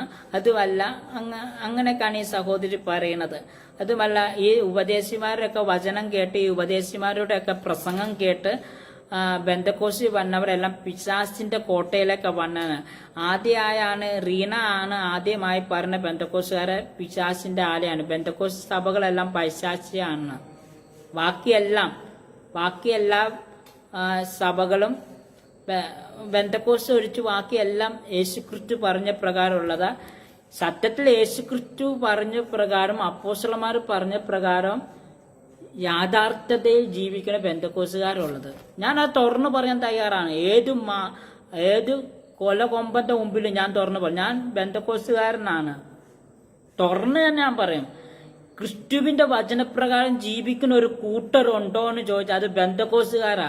ബിംബാരാധന പാടില്ലെന്ന് പറഞ്ഞു. ഇവിടെ കാത്തലിക്കുകാരും മറ്റില്ല, ഞങ്ങൾ ബന്ധക്കോസുകാർ പൈശാചിക സത്യം കുഴപ്പമില്ല. ഇനിയും കേൾക്കാൻ ഒക്കെ ഈ ദൈവനാമത്തിന്റെ പേരിൽ രസയില്ല. ആ എന്താ പറയേണ്ടത്, ബന്ധക്കോസിലുള്ളവർ എല്ലാ കുറവുകൾ കണ്ടുപിടിക്കണം. ഇതുപോലുള്ള നമുക്കെതിരെ പ്രതിയോഗിക്കാൻ നമ്മളെ തലമുറകളെ യോടെ ആ ജനത്തെ മുറിവ് കൊടുക്കുന്നത് ഈ എബ്രഹാമാണ്. എബ്രഹാം അത് കൊടുത്തതായും രേഖപ്പെട്ടു. ഇനി പുതിയ നിയമത്തിലേക്ക് വരുന്നുണ്ട്. ആ ബൈബിളിലൊക്കെ അതൊരു കൊടുക്കണം എന്നുള്ളത് ദൈവത്തിന്റെ അങ്ങനെ. അതുകൊണ്ടല്ല ദൈവീയ പ്രവർത്തനങ്ങൾക്ക് ഉപകരിച്ചമായ സഭക്കാരായാലും അവരെ നുഴഞ്ഞു കയറും എന്നുള്ളത് മനസ്സിലാക്കിക്കൊള്ളുക. ചർച്ച കോഡ് എല്ലാ സഭക്കാരും ആരും ഒരുത്തന്റെ ചെലവിൽ നിയമത്തിൽ രേഖപ്പെടുത്തിയിട്ടുണ്ടാക്കിയിട്ട് അതെല്ലാം ഇങ്ങനെ ഈ രണ്ടുപേരെയും ഒരേ പറഞ്ഞ ശേഷം സ്ത്രീകളുടെ പാട്ട് ഒരാളും എന്താണ് അറിയാവോ 2-3 പാട്ടും പാടും. മനസ്സിലായില്ല. ഈ സഹോദരി പറയണ പോലെ ഒന്നും അല്ല. അതും ആചരിക്കും തിരുമേശയ്ക്ക് ശേഷം. സമൂഹം എന്റെ പ്രിയ സഹോദരങ്ങളെ ആ ബോക്സുകൾ തോറും കൊണ്ടു നടന്ന് ഭിക്ഷ എടുക്കാറില്ല. പ്രിയ സഹോദരങ്ങളെ, ഈ ദശാംശം ആ ദൈവത്തെ കൊടുത്ത നിയമം കൊടുക്കുന്ന കാര്യമാണെങ്കിൽ അത് ഞാൻ പിന്നൊരു ദിവസം സഭയിലേക്കുള്ള പൈസ ശേഖരിക്കുന്നത്. ജൂനെ എന്തിനാണ് സഹോദരി അപ്പോസ്തലന്മാർക്ക് ഈ കൊണ്ട് സാധനം കൂട്ടി വെച്ചിട്ട് അനാഥർക്ക് കൊടുക്ക് വിധ. അപ്പം പ്രിയമുള്ളവർ, ഞാൻ നിങ്ങളോട് പറയുവാൻ ആഗ്രഹിക്കും, പ്രസാദിച്ച ശിഷ്യന്മാരോടും ആ ജനങ്ങളെ ദൈവം അതിൽ സന്തോഷിക്കാൻ നല്ല അഭിപ്രായങ്ങൾ ചെയ്യുന്നത്. അവസരങ്ങൾ തരുമ്പോൾ നീയൊക്കെ പഠിച്ചിറങ്ങിയ 10-ലധികം ദൈവവാസം. അതപ്പോഴെന്നെ ക്രിസ്ത്യൻ നിങ്ങൾ എപ്പോഴെങ്കിലും ദൈവവചനം 6 വയസ്സ് തൊട്ട് ഈ ദേശത്തിനും സമൂഹത്തിനും നല്ല വിലപ്പെട്ട വേണ്ടുന്ന ദൈവവചനമാണ് വിധിപ്പുള്ളവരാ തീർന്നത്. രണ്ടെണ്ണത്തിനെയും ബാലൻസ് ചെയ്യാൻ പാടുപെടുവാണെന്ന് വിഷയങ്ങൾ ഇങ്ങനെ അടുക്കി പറയാനുണ്ട്.